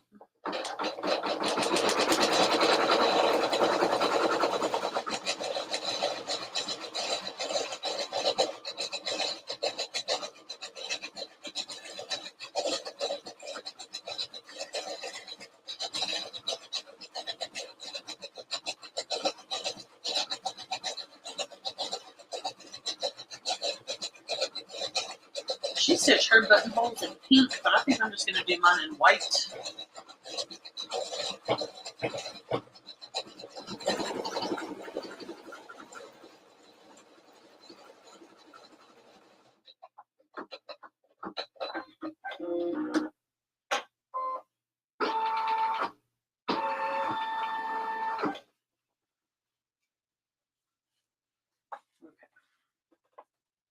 I'm going to very gently pull this off.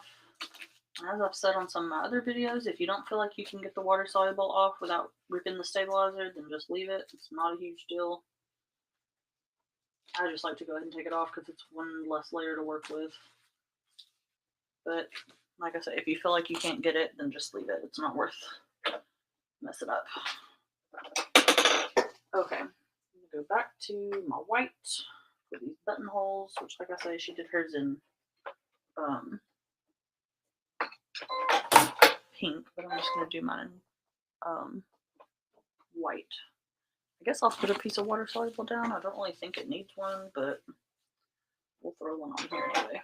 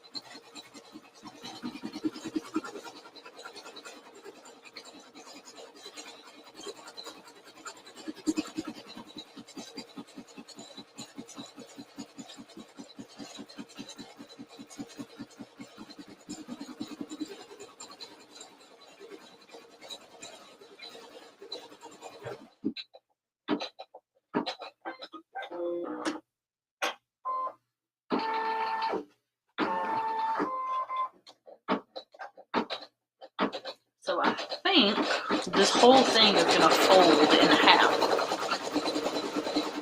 I'm not sure. That is what I think.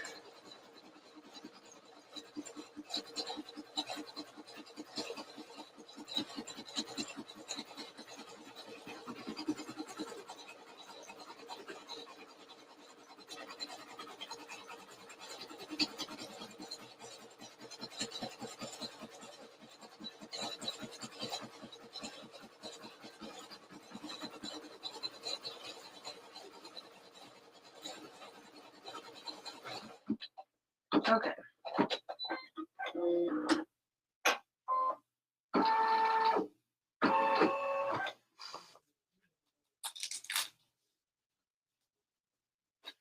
Okay, that off. Okay. Now this tack down stitch for everything. Just be sure my fabric is as flat as possible.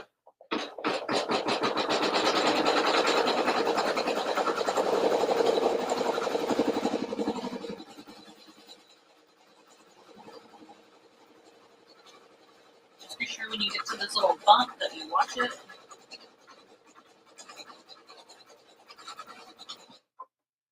Just gonna kind of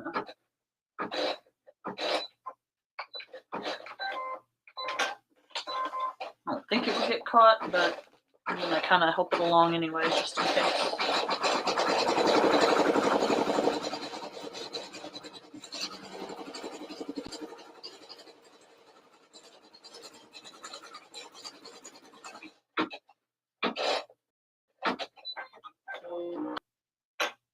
Okay, so now the die lines for the ears and the horn.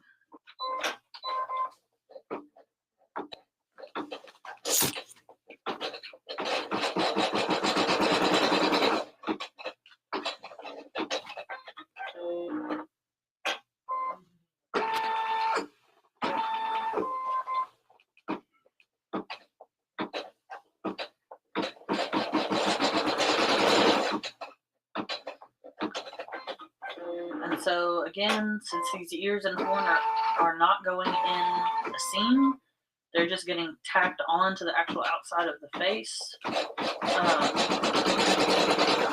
Just be sure that you don't have a lot of excess fabric hanging around. I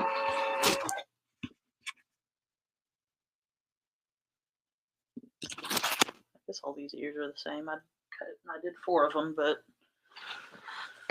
let's be sure there's not a left and a right. Okay, and it looks like it stitches both of the ears together, so I'm just going to stitch one and then pause my machine and go on to the next one. So she kind of has her ears angled out just slightly. And I want to try to get the stitching, if you can see it, to run right even with that pink on the bottom. That's where I'm trying to line it up. I don't trust myself to get this right.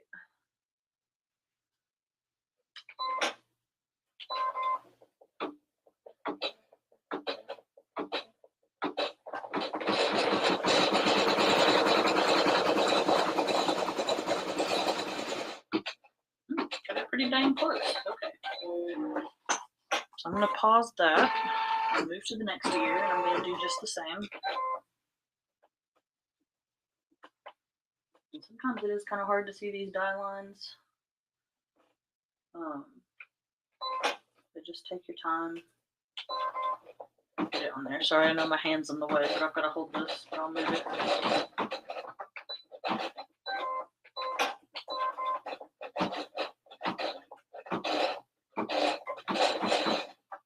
Sorry, I'm trying to be sure this ear doesn't shift. It keeps trying to.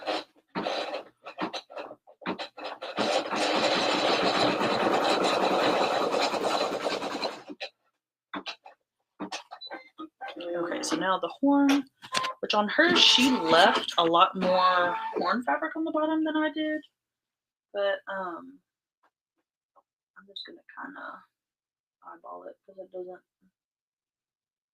super matter. You just want to be sure it's straight. You can line it up with those 2 buttonholes too.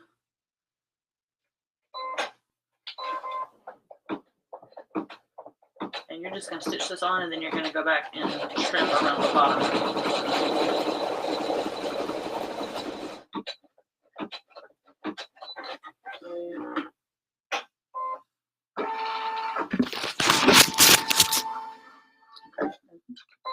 Then the last step is just going to be a little guideline to use later on to line it up.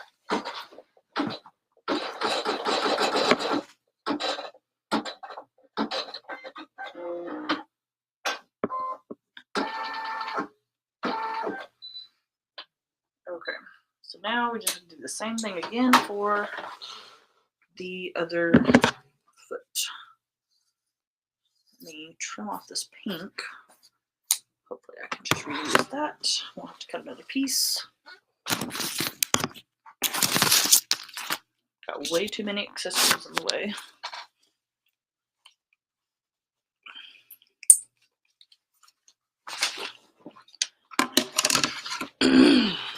Okay.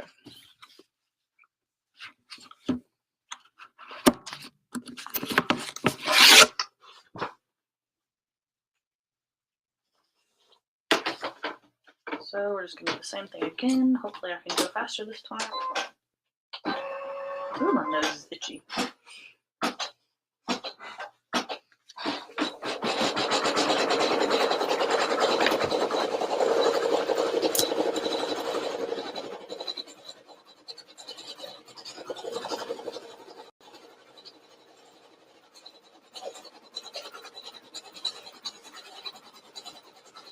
Okay, and it says in the directions that you trim around the entire thing by about 1/8 of an inch.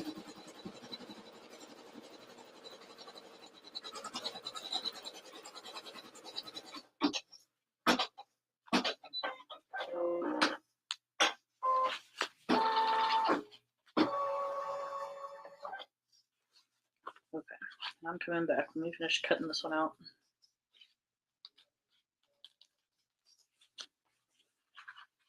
And we're just going to do the same thing on this one that we did on the last one. I'm literally just stitching the same design again. And I'm assuming the rest has to be done on a sewing machine because this is the last step and it's not attaching anything. So I don't know if I'll get to show you guys that because I don't exactly have the greatest camera setup. Okay. Okay, so let me grab a piece of white.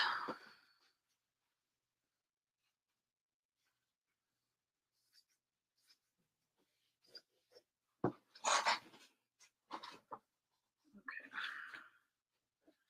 Cover this up.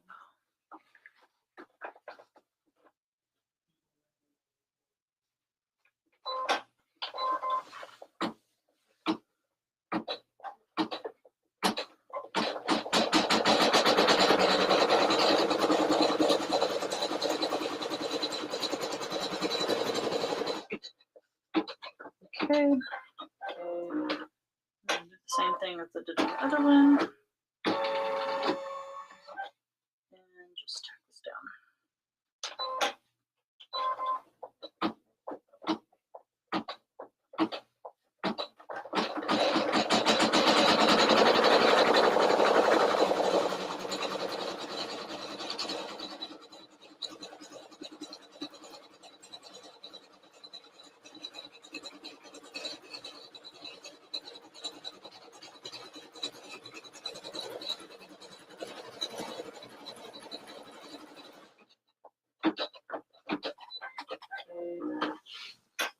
Okay.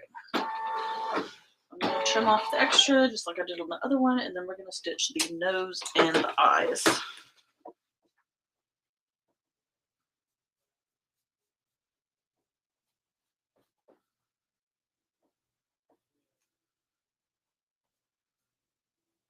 fabric is so bad about just wanting to shred and fall apart.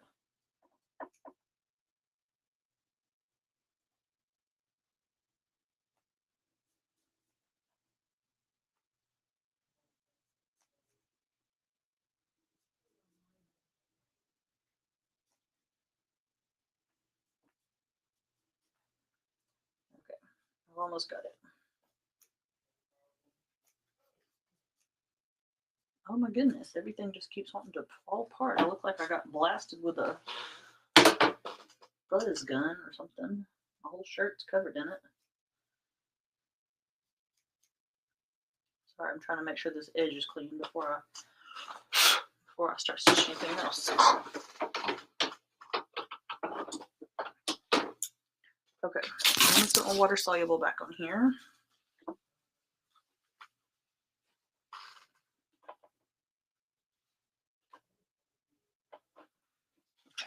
I'm gonna go back to my pink thread for the nostrils.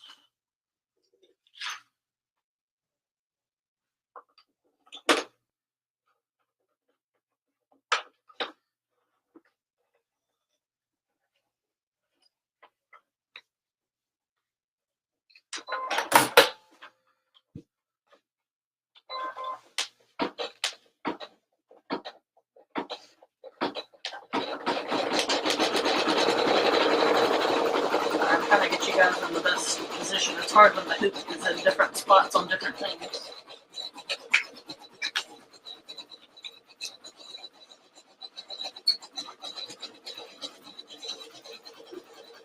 I'm trying to lint roll myself.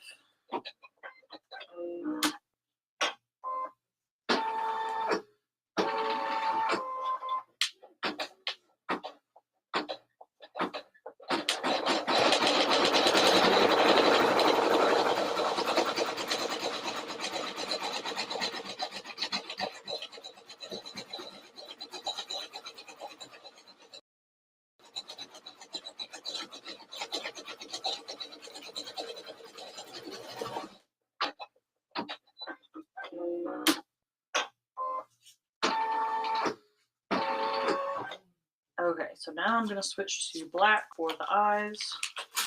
Sorry guys, I'm trying to lint roll myself. I'm covered in the stuff. I feel like every time I move, a big dust cloud comes out. Okay, so now to the black.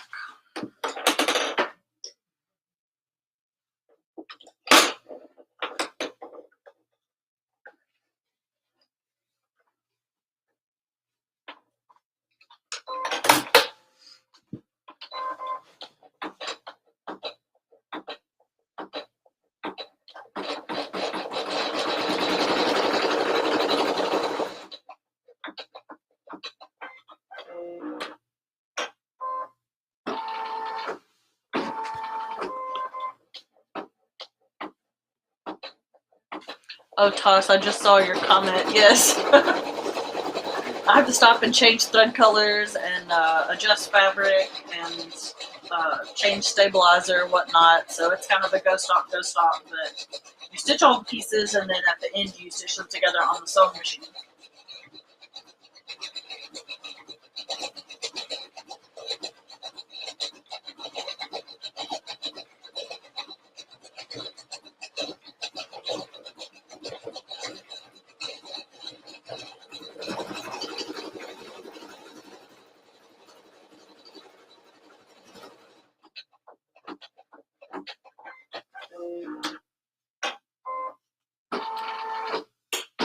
Okay, so we got one more eye, and then we're going to do the buttonholes, and then we'll do the ears and horn.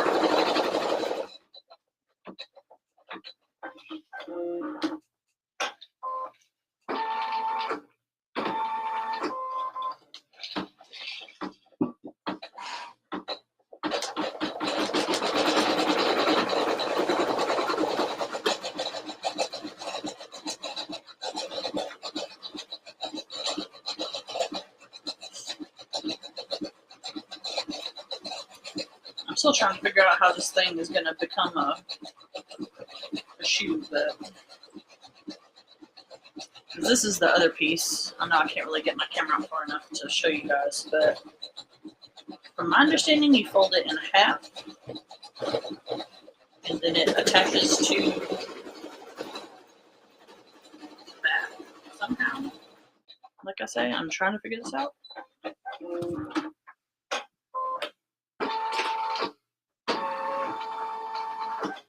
Okay, I'm going to go back to white for these buttonholes. I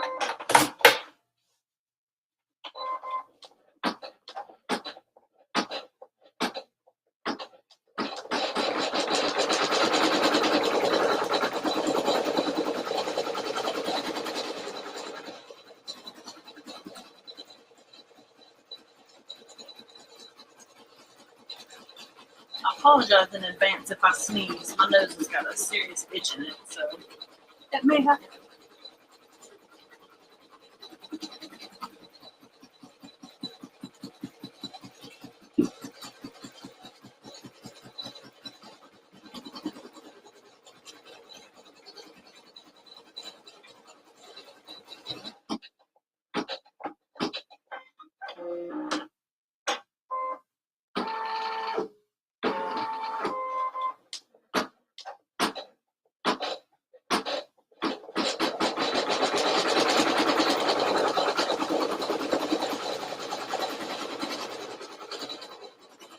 Okay.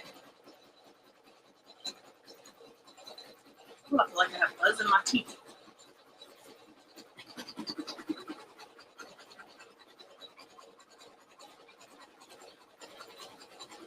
I know I'm impatient. I'm already feeling and the machine's still going.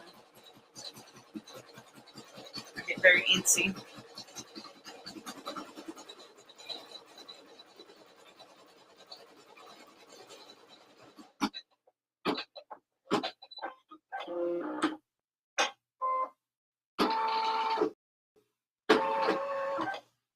Okay.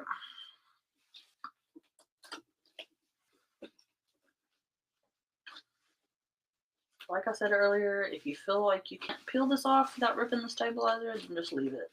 It's not a huge deal. Okay, so I'm just going to smooth my fabric out, be sure everything is good, and this is going to be a tack down.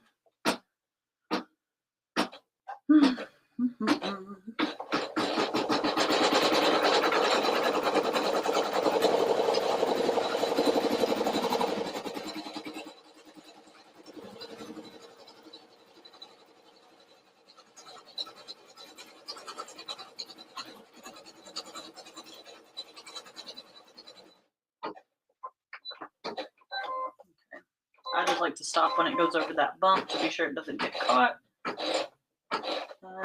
carry on.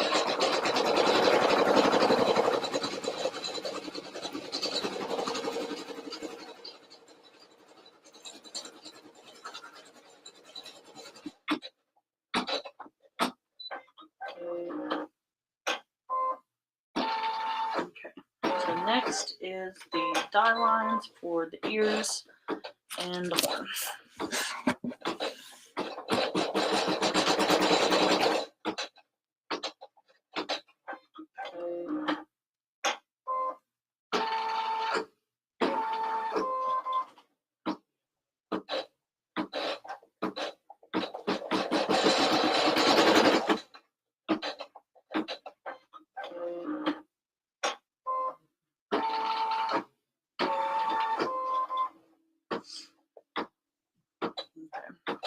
And like I said earlier, with the ear, you just want to try to get that tack down stitch to stitch right across the bottom of that pink.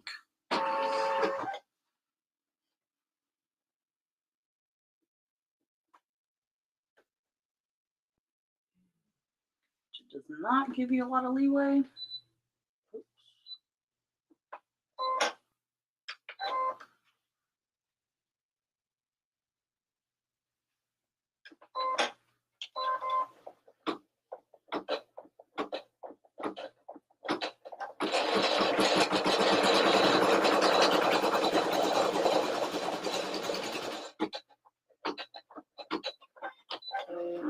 And that stitches both ears at the same time, so I pause it between. That way I can align my second ear.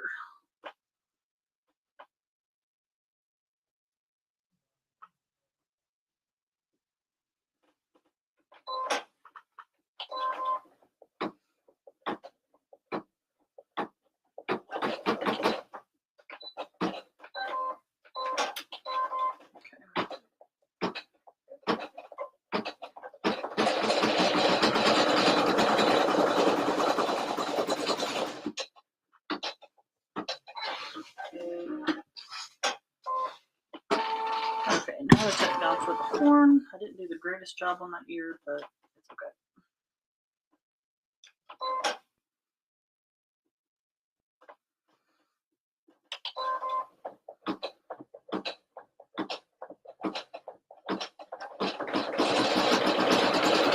If you're having trouble getting the horn lined up, just look at the buttonholes. You can align it to the center of the buttonholes. Okay, and then the last step is a little spot for placement.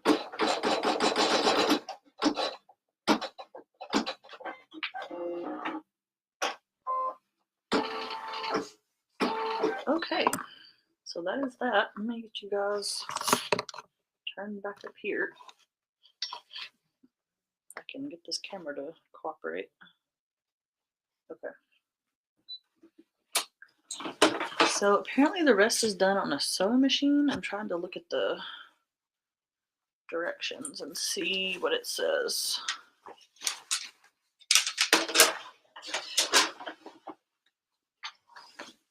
Okay, so this piece that we just stitched, it will be folded in half. Which I honestly might just leave the stabilizer in there just to give it a little bit more thickness to hold its shape. But I don't know.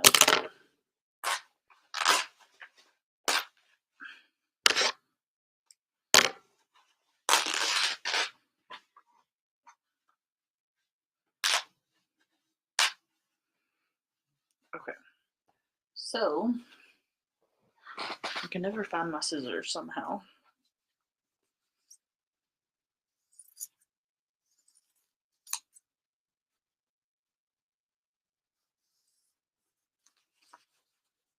So I'm just going to trim very carefully around this. And then I'll try to explain to you guys the best I can what she says in the directions. I don't really have a spot to put my camera at my sewing machine, so I will probably just have to sew it on my own time, and then I can show you guys what it looks like when I come back on another day.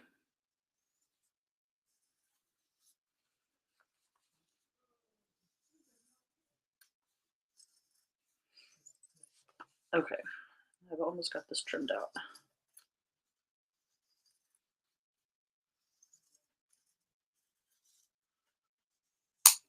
Okay. Oof. Okay, so I'm going to cut off any little stray threads. You can see at the bottom of the horn how there's kind of a little extra. I'm going to trim that off as best I can. Just don't get too close to that stitching.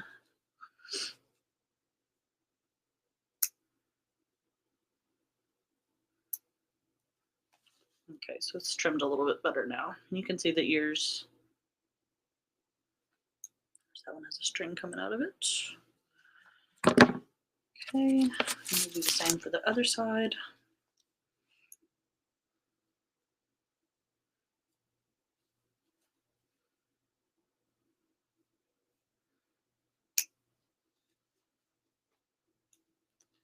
Okay, be sure I get all these little threads off. Okay, so it says use a seam ripper, which, as I said earlier, I have no clue where my container of pins is that has my seam ripper in it. I'll just use this one. This is my bigger one anyway. So you're going to take your seam ripper and go to your buttonholes and just cut a slit all the way up the buttonholes, which I'm actually going to very carefully pull out this water soluble first that's in here.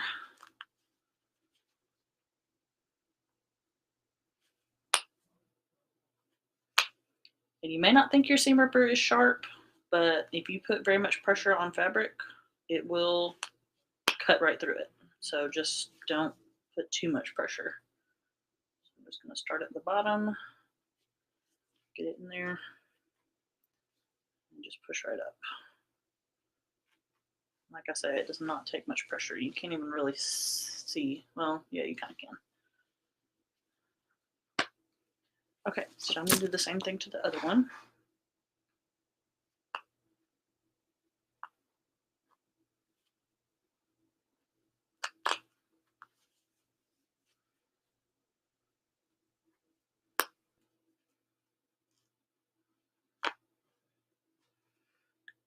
Okay, cut the hole. And that is where the elastic is going to come through. So you can, I guess you sew it to make it tight. Okay, so you fold the toe portion of the booty in half, like this, folding in half.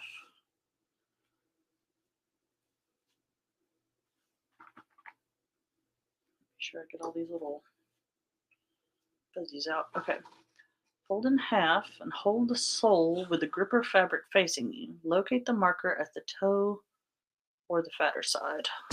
Okay, so what did I even do with my feet? They're over here.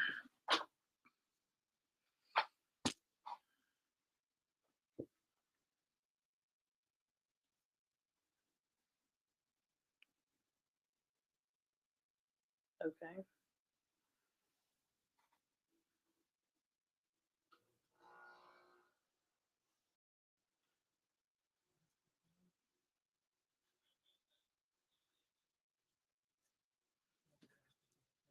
Okay, flip the toe so you see the buttonholes. Line up the marker on the toe, the marker on the sole as shown.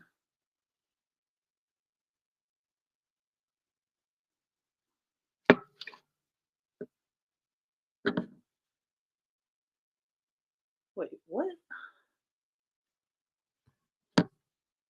Sorry, these directions are not really clear, like, at all.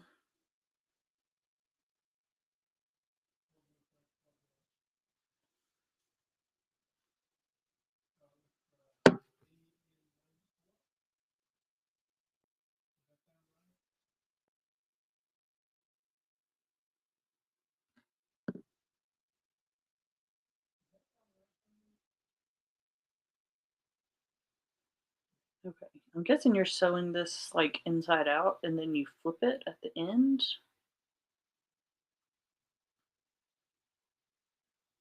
Okay, I think I see what she's doing. Okay. So this is the toe. I don't know if you can really see. You can see how it's a little bit bigger on one end. And there's a little mark. I don't know. It doesn't really show it good on the camera, but there's a little placement stitch there.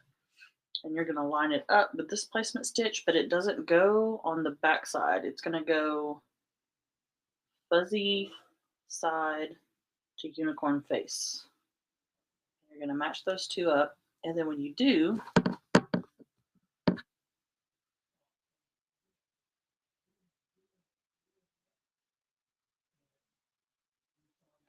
I'm trying to figure out how. I think, don't take my word for this, but you do like that, and you sew around this, and then you stop.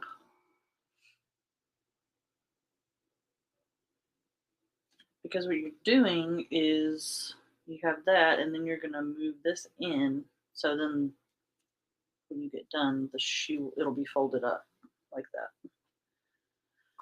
So anyway, I will go do this on the sewing machine and I will show you guys next time what it looks like. Hopefully. Overall, I would say it was relatively easy. It, like I say, it was a little confusing because I had to break it into different parts. So that made it a little bit more difficult. Oh, excuse me, I'm sleepy. So anyway, I hope you found this helpful. If you see anything that I can improve on, please let me know. If you have any questions, I'll try to help you as best I can. I will be back this today. Today's Wednesday. I might be back on like Friday. I'm not sure. I probably won't be on tomorrow. But I will be back at some point in the near future. So, anyway, I am going to go sew this up and hopefully it turns out okay. Thank you guys for watching